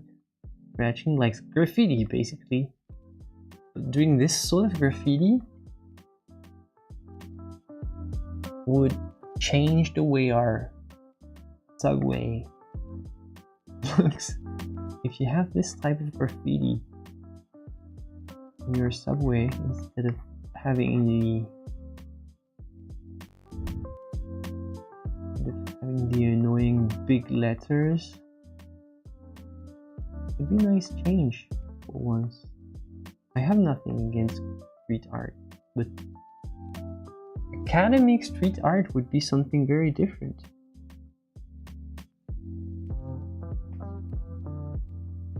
You can probably sketch with graphite and then refine and complete with Silverpoint. Yeah, definitely.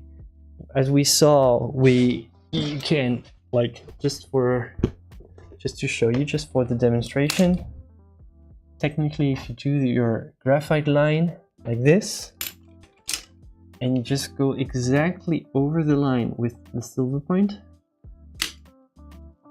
the graphite, you can remove the graphite, and the Silverpoint stays.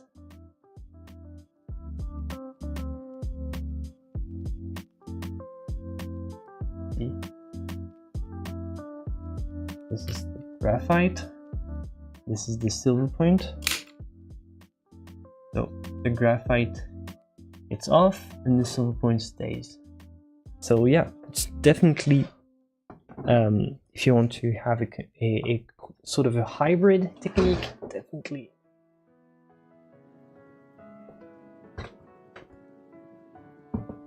Oh, it's okay, Gary, you're allowed to talk.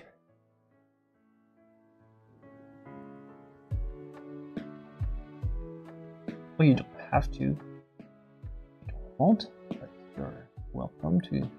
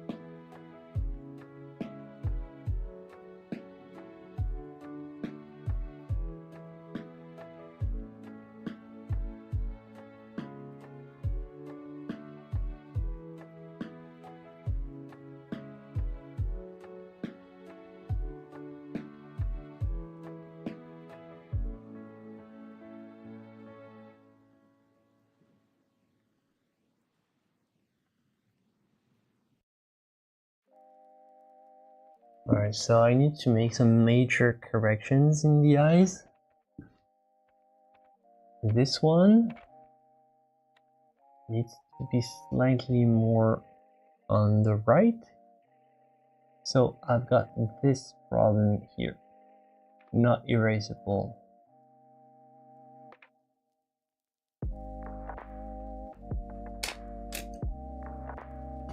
Yeah, but the irony is that YouTube has been pushing me to produce more, short, 15 seconds content, TikTok format. They've been suggesting heavily that I watch it and that I do it. And I said, hold on, I don't want to do that. I'm gonna make live streaming, which actually allows me to do very slow-paced drawings, take the time to discuss, and not bombard you with 15 seconds videos, which is not my stuff. I don't mind making them, but I don't know. So see this correction here? This was the previous shape of the eye, and then I'm gonna just try to cover it with other things. It might look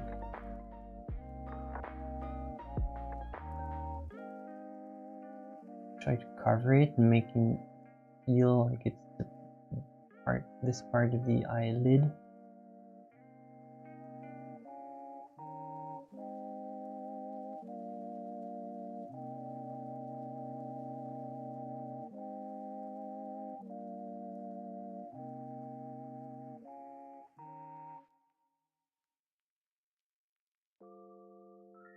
Exactly, Nolan. Yeah. Yeah, the good thing about this technique is the hand won't smudge. Yeah, definitely. Yeah.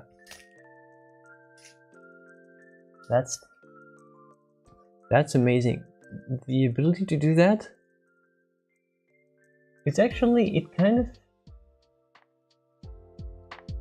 removes all the nasty bits.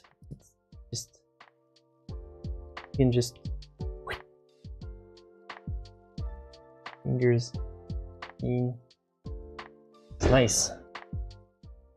Very enjoyable.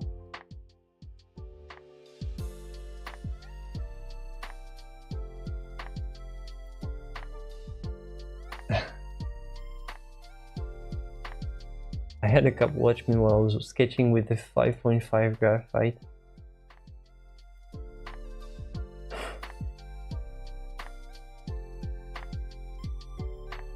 So do you sketch in your taxi?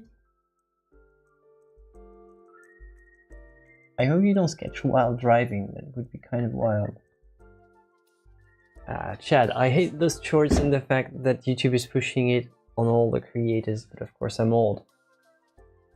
You don't have to be old to not get it. I think most TikTokers, what they are trying to do as soon as they reach a certain, kind of level of fame on TikTok, is they try to get into more long-term content, because they know that this TikTok trend is probably going to be short-lived, whereas there's always going to be a little space for YouTube, regular YouTube content, like the how to paint videos, how to do that videos, how to chop down tree videos. There's going to be always a room for that, kind of like a video encyclopedia of how to do everything. Like most of everything I've learned in the last 12 years, I've learned on YouTube. Like how to edit videos, how to, like, I do YouTube videos out of the stuff that I learned on YouTube, which is crazy. You think about it.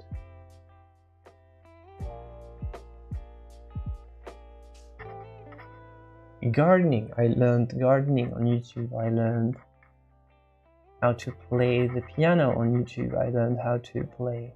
Well, I'm not good at it because I don't spend enough time, but I could be good at it. And unfortunately, YouTube is just kind of neglecting this part of the site, thinking that it's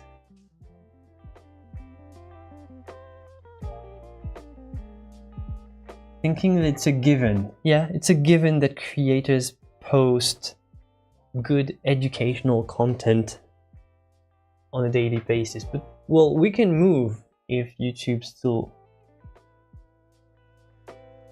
makes our lives, like, if YouTube keeps pushing some weird stuff and a new platform emerges that's better for learning, maybe most of the educational how-to content will just switch platforms somehow. I don't know.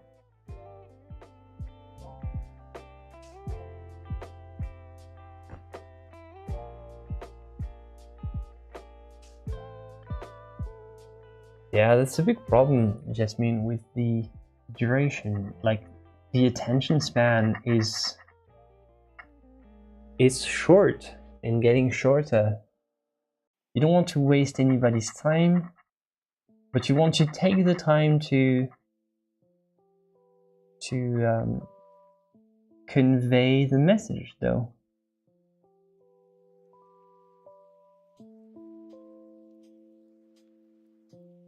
Yeah, you have to update the format. You have to make sure that it's, more appealing. But also, you can also do what I do, is not go for something that's more, that brings a bigger crowd, but something that brings a better quality crowd. Like a smaller amount of people, not as many people. Like my streams, they don't attract as many people as my videos, but some people just watch my videos for a couple seconds and then they switch to a different site because I was too boring for them. I wasn't good enough to entertain them for like within the first 5 seconds, so they switched to a different video. It's not like what I call like good view. I prefer to have less views, but people that actually care about the, you know, the art that I make, the type of like I prefer that we can communicate with people, that if we can share a common passion, that some viewer who accidentally clicked on the video and just didn't get anything from it. So I also like to use live streaming, even though it, like, technically for the purpose of my YouTube channel, it would be a much better idea for me to just make clickbait videos all the time and make it like crazy, incredible technique that will transform your life forever, guaranteed. Click here, don't miss this video, or you'll never make it as an artist, and just trying to have even more clickbaity titles every day. Whereas having genuine interactions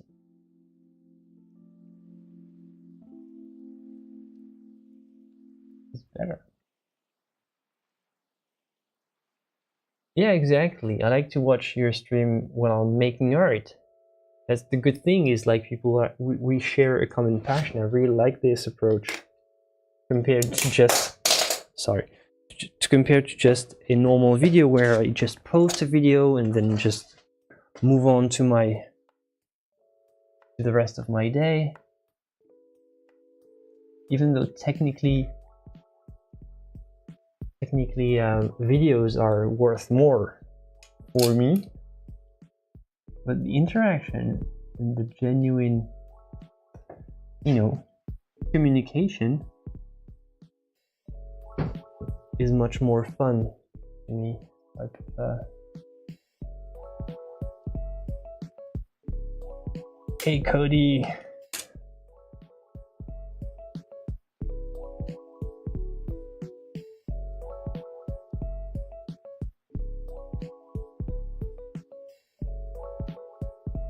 Screenshot taken in the Discord.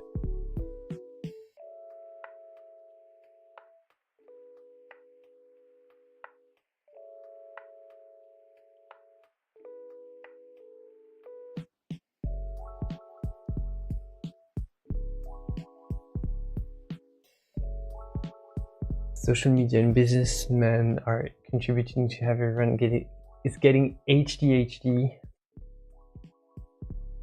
Pretty much. It's like you're pretty much using attention psychology to build these platforms. So no wonder they're using the same triggers that force people to focus solely on some things.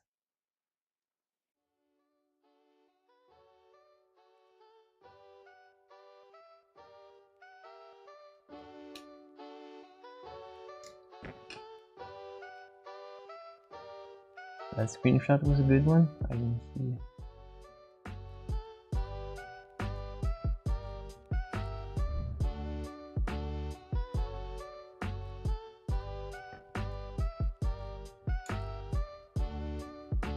Yeah, I agree with you, Damien. Never been a bigger need to sell yourself as now with social media. Yeah, selling yourself, selling a fake version of yourself.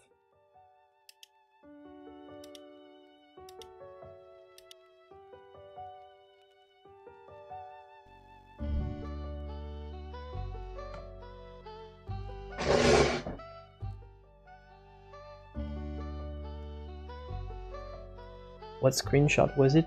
It's just a screenshot of what I'm making. like in the comments if you want.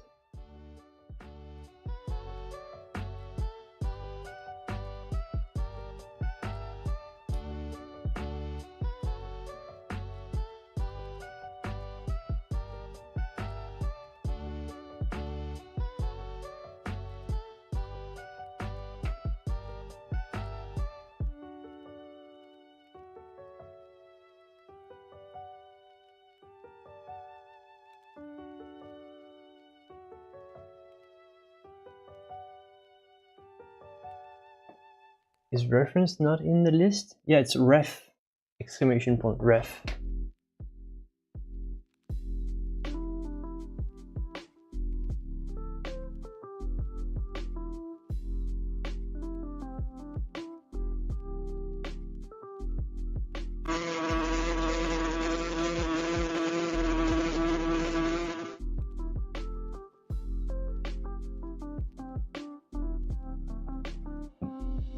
Okay, Jeff only works when it's this screen, so you have to time it right. You have to do the Jeff again, because it was not the right screen. It's just when it's the basic screen, not when it's the close-up one.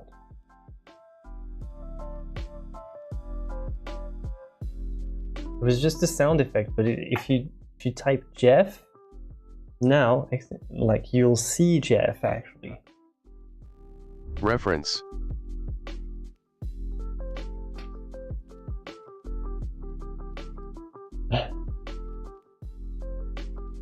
Back to normal.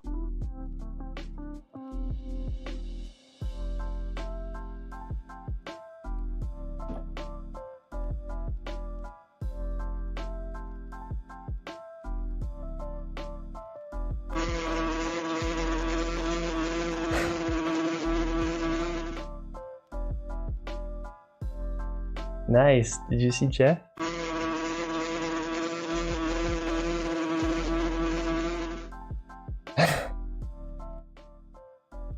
It's the most useless command in the history of YouTube, but it's there. I can also trigger it myself though, if I want more Jeff.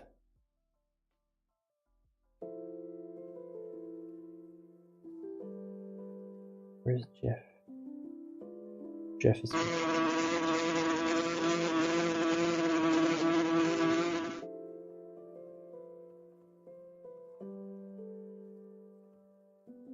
Is it? Command. Switching to palette for 10 seconds. Is it best to leave the contour for last? That's pretty nice. Back to easel. It's best to leave the edge kind of very thin like that, and light. And sometimes I'll start a sentence and I don't even know where it's going. Thanks, Steven. I just hope I find it along the way. So it's better to just do the to do the sharp edge only when you're really sure about the line, just in the end, and just slowly build up. Wow, like that. This stream is really awesome.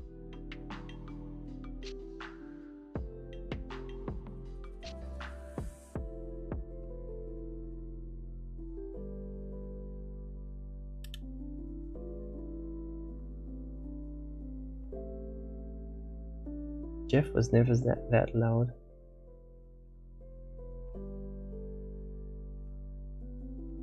Steven is taking over the live, yeah. Getting aggressive. He wants to have his portrait done. And really hoping that his portrait turn out good.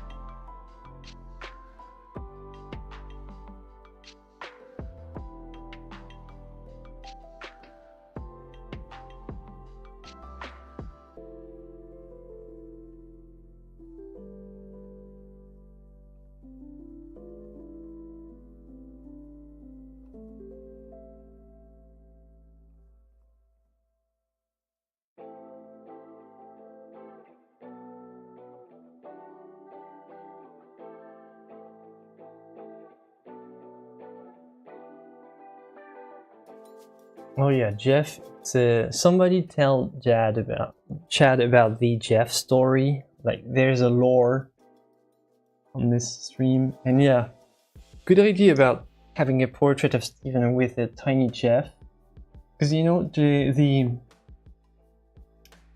it was actually a sort of a tradition to paint flies in portraits at some point, as kind of a reminder of death, of the fact that life is short, kind of a memento mori symbol.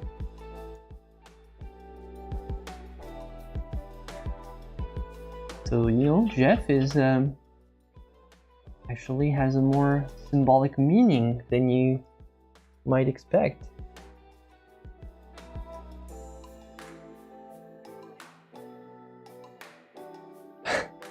And a special comment for Gary. Gary is in command of his own speech. He's very hard to program though. Fully automated, 100% human intelligence, natural intelligence.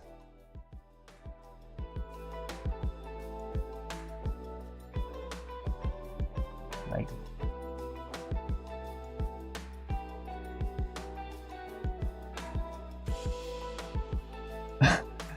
your mom actually believed that the fly in the painting was an actual fly?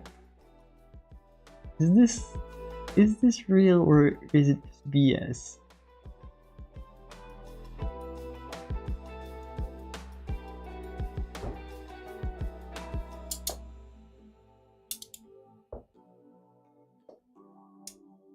This would be the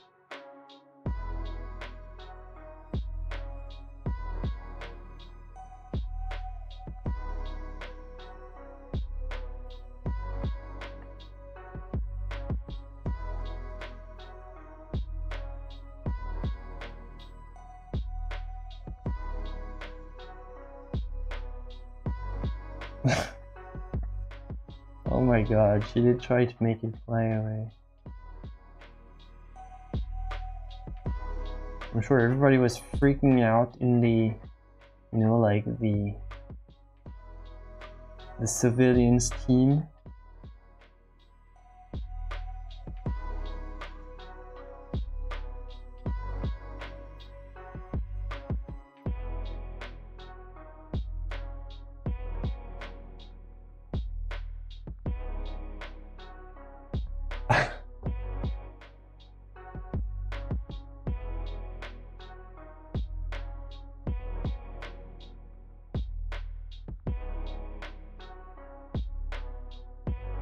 Funny how I think it's already kind of oxidizing. I see the cutter shifting slowly. Like, it's been what, 2 hours and a half? Like, and maybe I've been painting for an hour and a half. I kind of already see the warm coming up.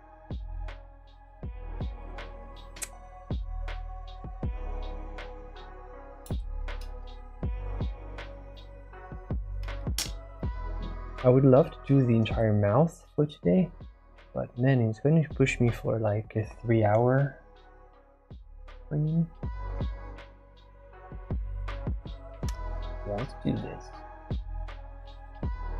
It's very, very, very slow. Very slow. Should I do it? Do it! Okay. Just do it! Do it! Do it! Do it! Just do it! Okay, I'm gonna do it then. Good. Fine.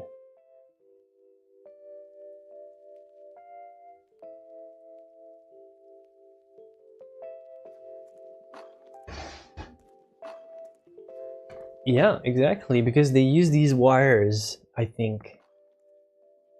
But I did have my I did have my mine from an actual art store, but this is basically what you can get from a jewelry store. Yeah, I'm sorry, I have this sound effect. Now I have to use it. I also have this one. Very nice. Oh, this one I like.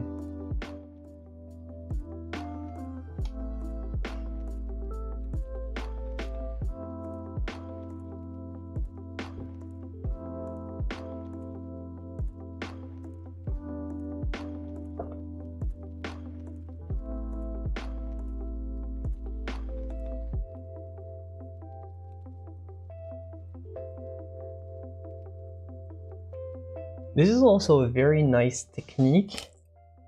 If you have a sketchbook that you can gesso the pages of your sketchbook. And this is a very nice technique if you really have time. And if you're the type of person who likes to keep on working, like have your sketchbook with you and you keep bringing it day in, day after, like you work on in the same page of your sketchbook day after day. The good thing is like it's not going to like move, it's going to stay perfectly exactly, like it's not going to smudge. It's going to be always perfect as you had it before. And you just every day you open your sketchbook again and you keep on making this tiny, you know, tiny part. You have to be like, this is mostly an art for tight painters, I have to say. It's not for any type of artists. You have to be more focused on details and patience.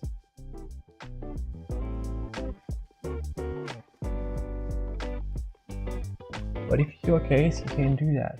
Just have a little sketchbook with that. Specifically made. You need to have a specific sketchbook for this type of drawing though.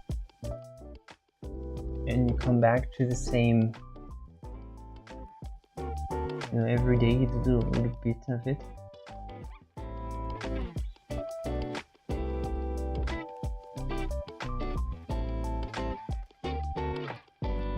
Oh yeah, the mouth is just going to be tricky. So I'm gonna do it. Oh, but be slow.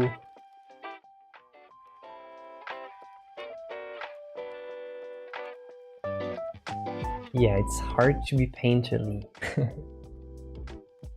It's more for focus heavy artists who really like to focus.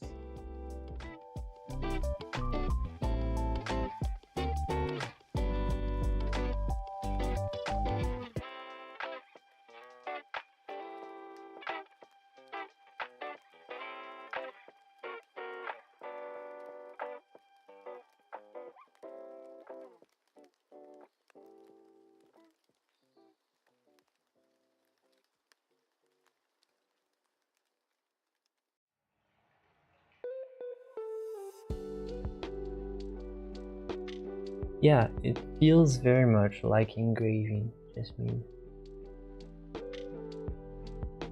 Pretty French? How is that French?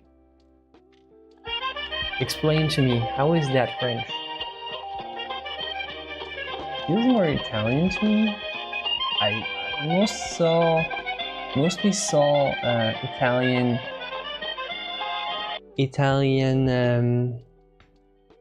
artists making it, and German.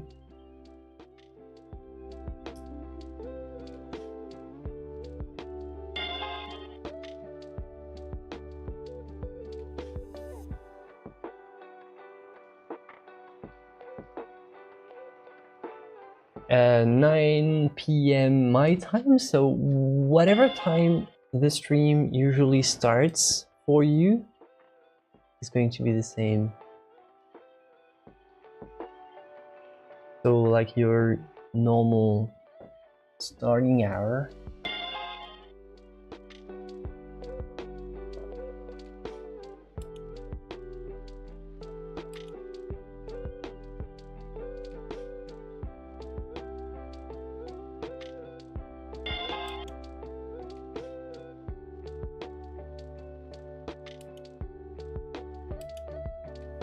Well, there you go, 2 or 230.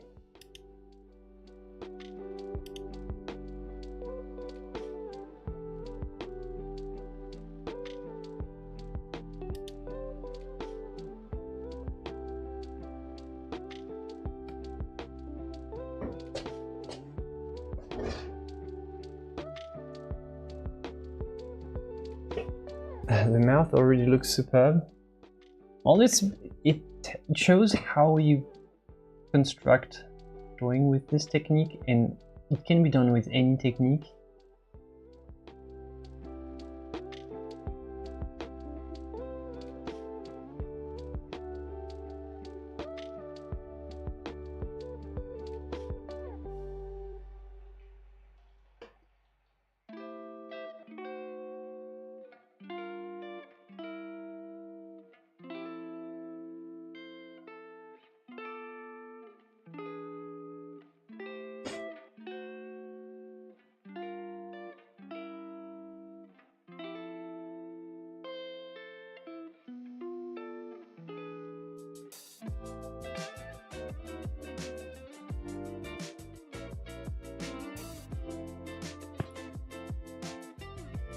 What I really like is when you catch the dark points and you try to bring the darkness. Very effective how you can go from nothing to very dark almost immediately. You really got a great control of the range of the value gradations.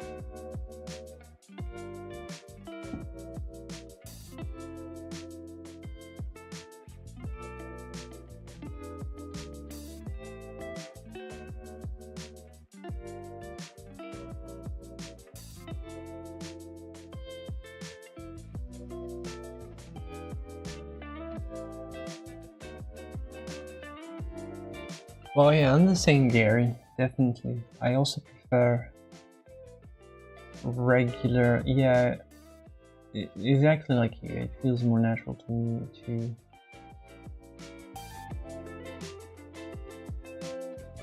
Technically, a mechanical is more practical, but I don't know. Never really.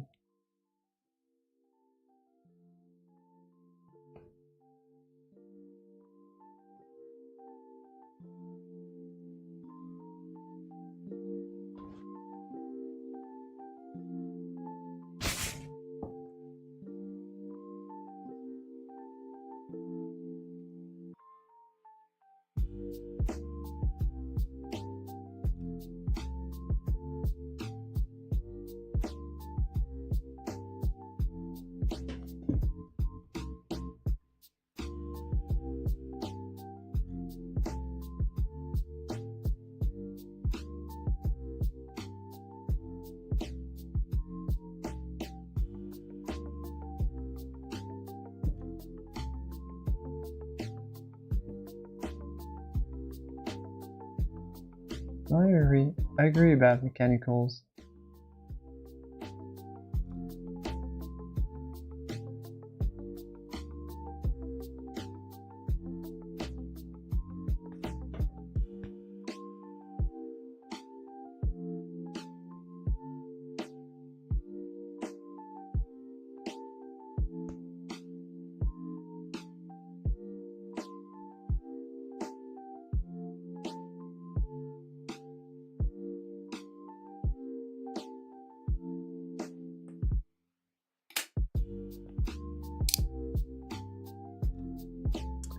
No, I never did liner cut.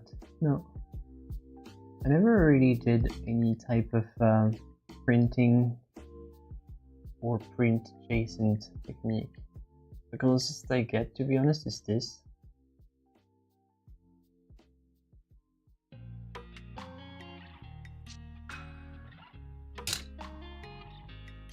Maybe I'll do one day, because I do have a print here that my mom gave me.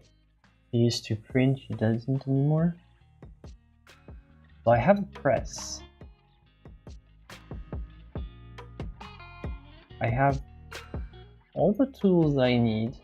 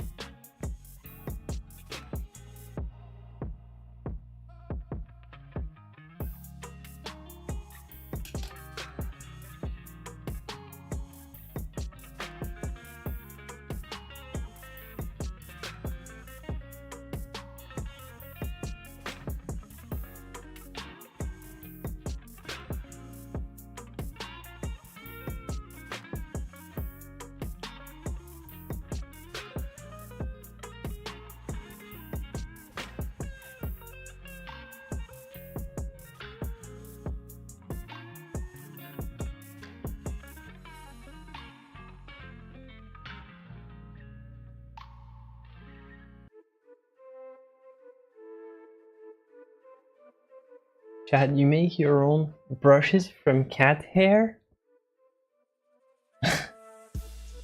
What? What? What is going on?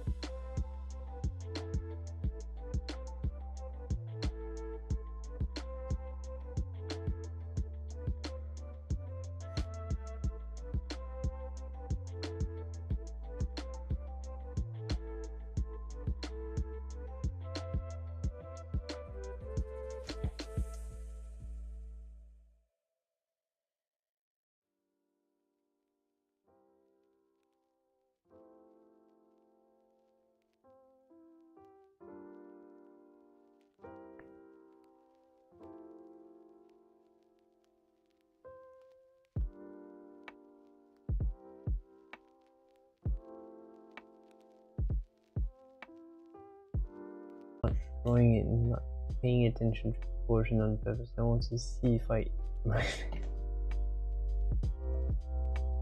Well, patience is definitely a great virtue if you want to paint faces in portraits.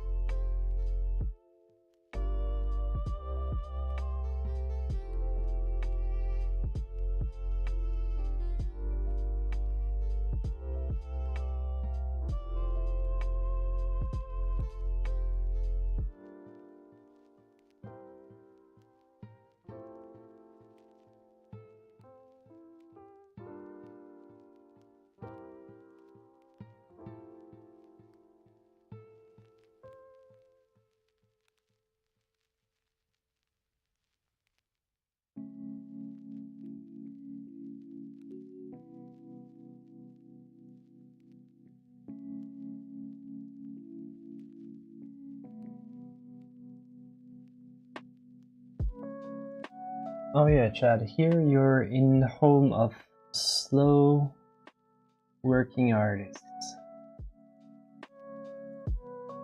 At least I am.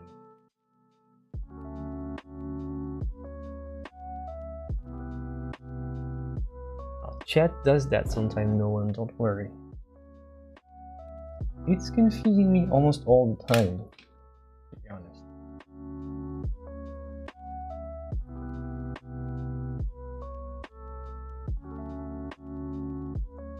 Well, no, don't ask for Steven, because Steven is even more confusing.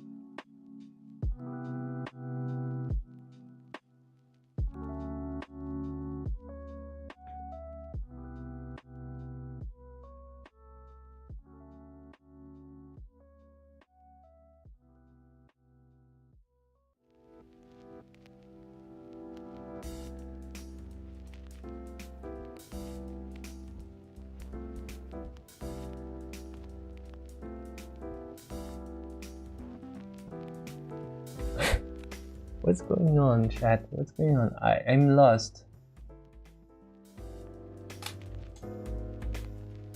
It's like I'm in a parallel universe.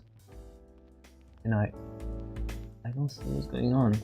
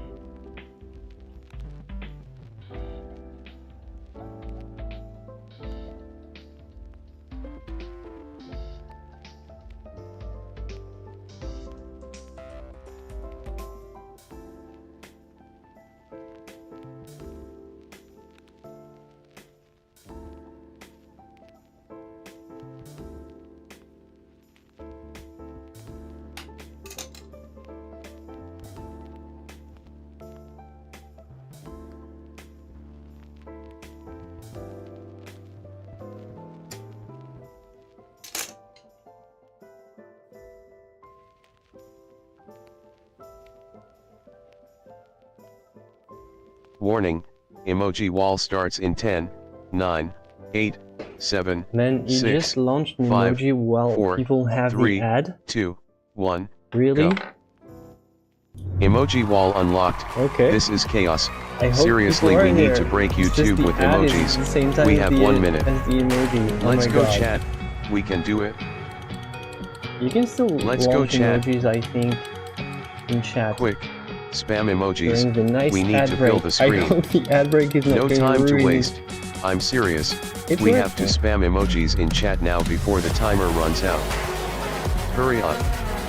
Quick. Let's go chat. We have to spam emojis in chat now before the timer runs out. No time to waste. I'm serious.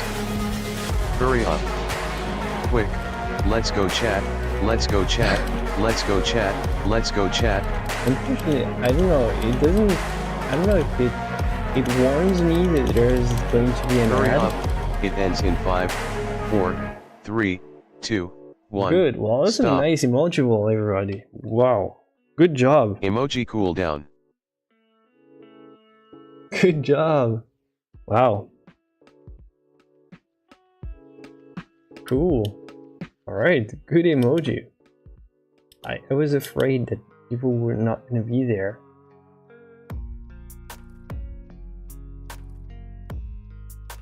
Oh.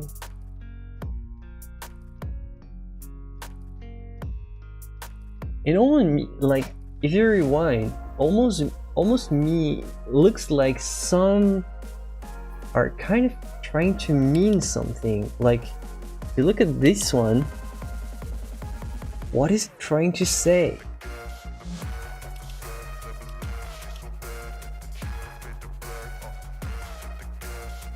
It's like there's a kind of a secret code in there. What if the emoji wall is kind of a secret code?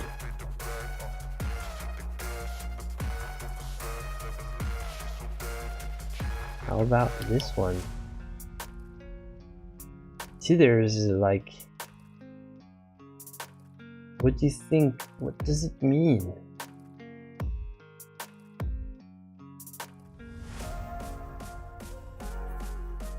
And this one, what does this mean? Ah, maybe I'm overthinking. Oh. Well, she does seem to like emojis, yeah.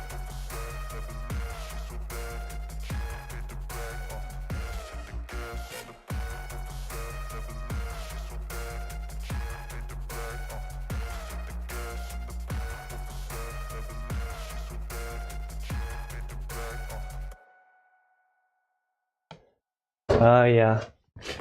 Fun game. Alright.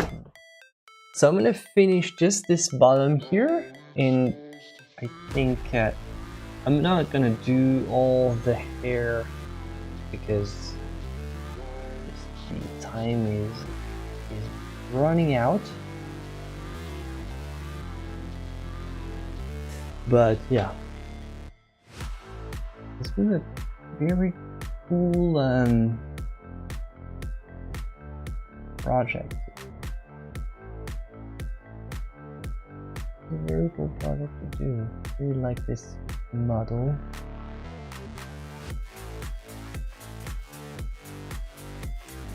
I don't think I'm gonna bore you with the part 2.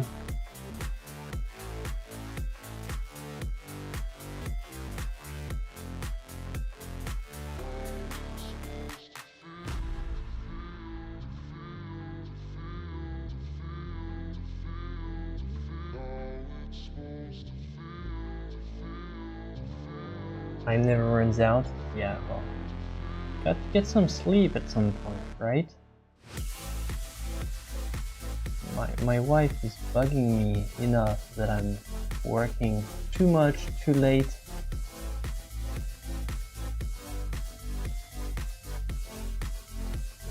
And I'm not taking enough time to rest. What can I do? But I've got to say, yeah, sometimes I push the stream a little bit too much, because after I'm done streaming, sometimes I hang around in the Discord. I'm not gonna do that today, but like very often after the stream I still do some work. Most of the time it's cleanup, but sometimes I do some more work for the next stream, or I do some, like, it takes a long time for me to just decompress and go from 100 to 0. Just I really need to just it takes a long time for my brain to sort of deactivate when it's in just active mode. I can't just finish painting or finish a drawing like that and go straight to bed and sleep. It's like my brain stays active for like a good hour or more.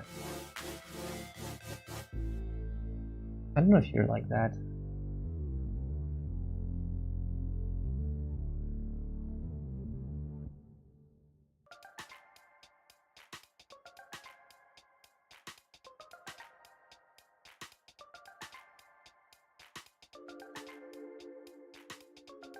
It's alright, I'm not in trouble, it's just she's suggesting, you know, like a wife does. Nicely suggesting, you know, you shouldn't work so late. I'm like, I'm not working, I'm having fun. Well, you shouldn't have fun so late. Okay, maybe.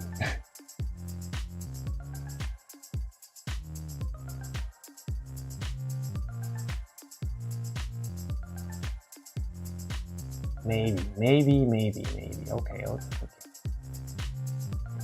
Maybe you're right again. Your spouse is always right. It's rule number 1 of marriage.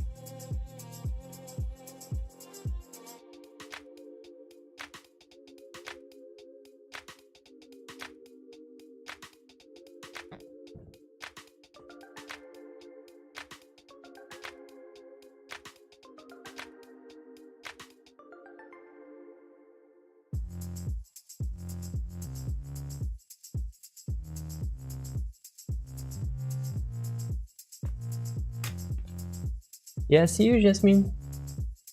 It's late for me too. If it's late for you, it's late for me, so it won't be too long.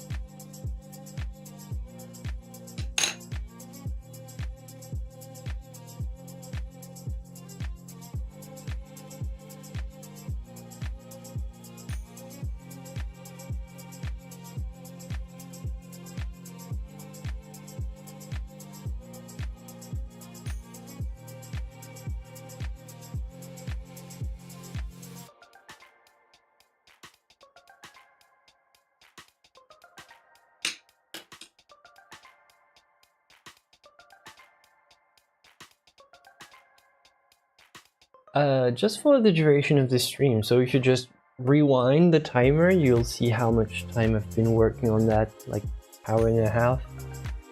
I wonder, a thin coat of wax. The wax will prevent the oxidation, yeah.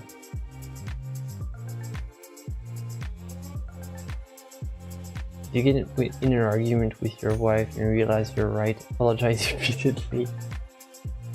That's the spirit.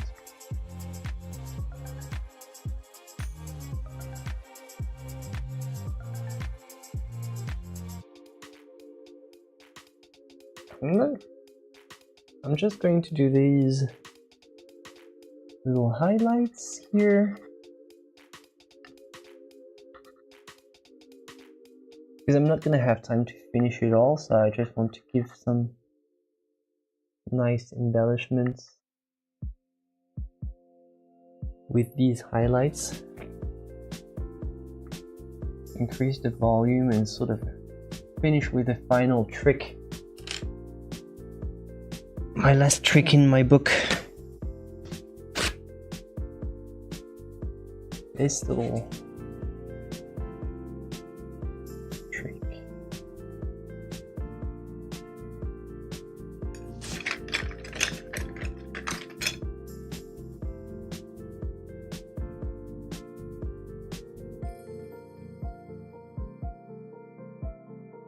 Making the highlights.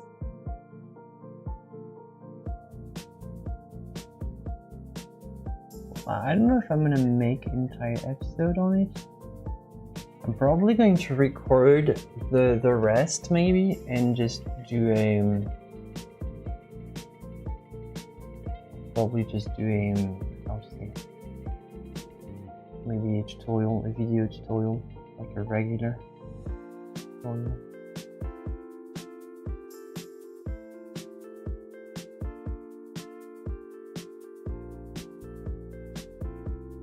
Yeah, it works, right?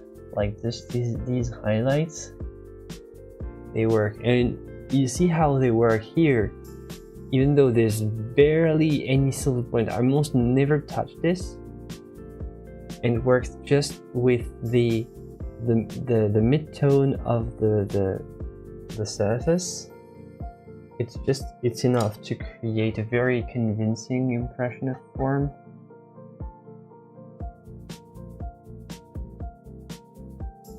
Works really well.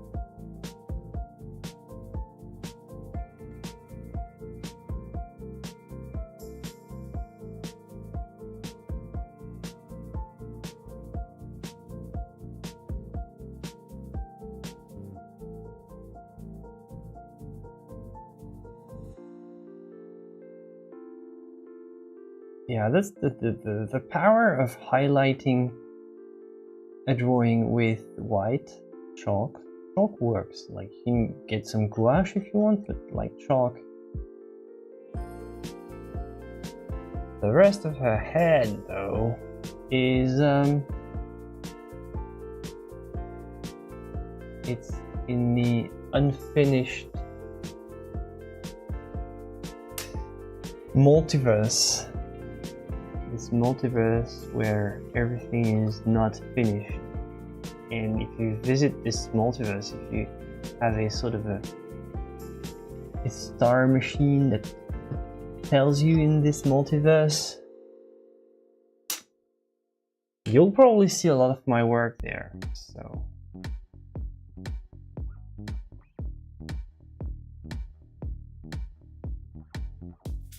yeah, I've got plenty of material here to make a video on Silverpoint. Yep, I can cash in on content, you're right.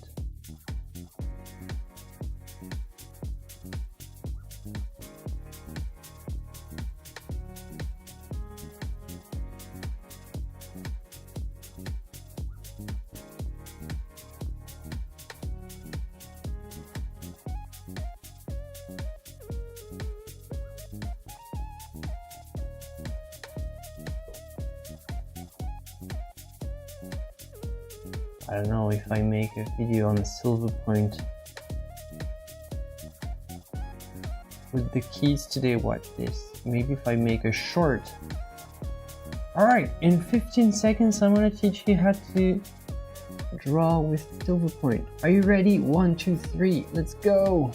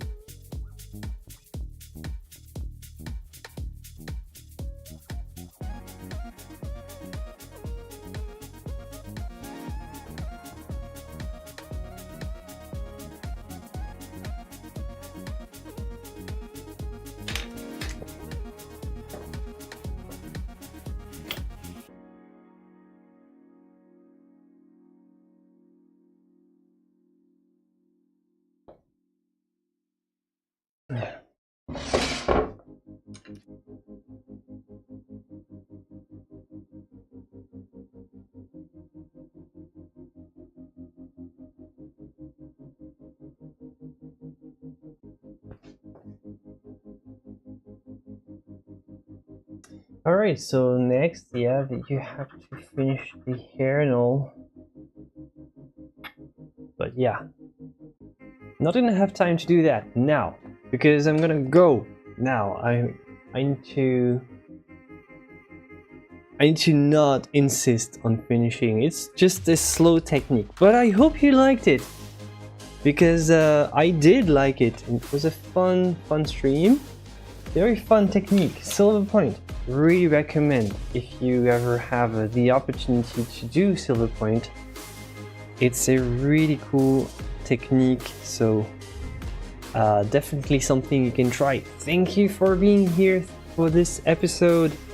Don't forget, the next one is going to be on Thursday. I hope you can make it there for Mathieu. It's going to be a fun double the art stream. It's been a while.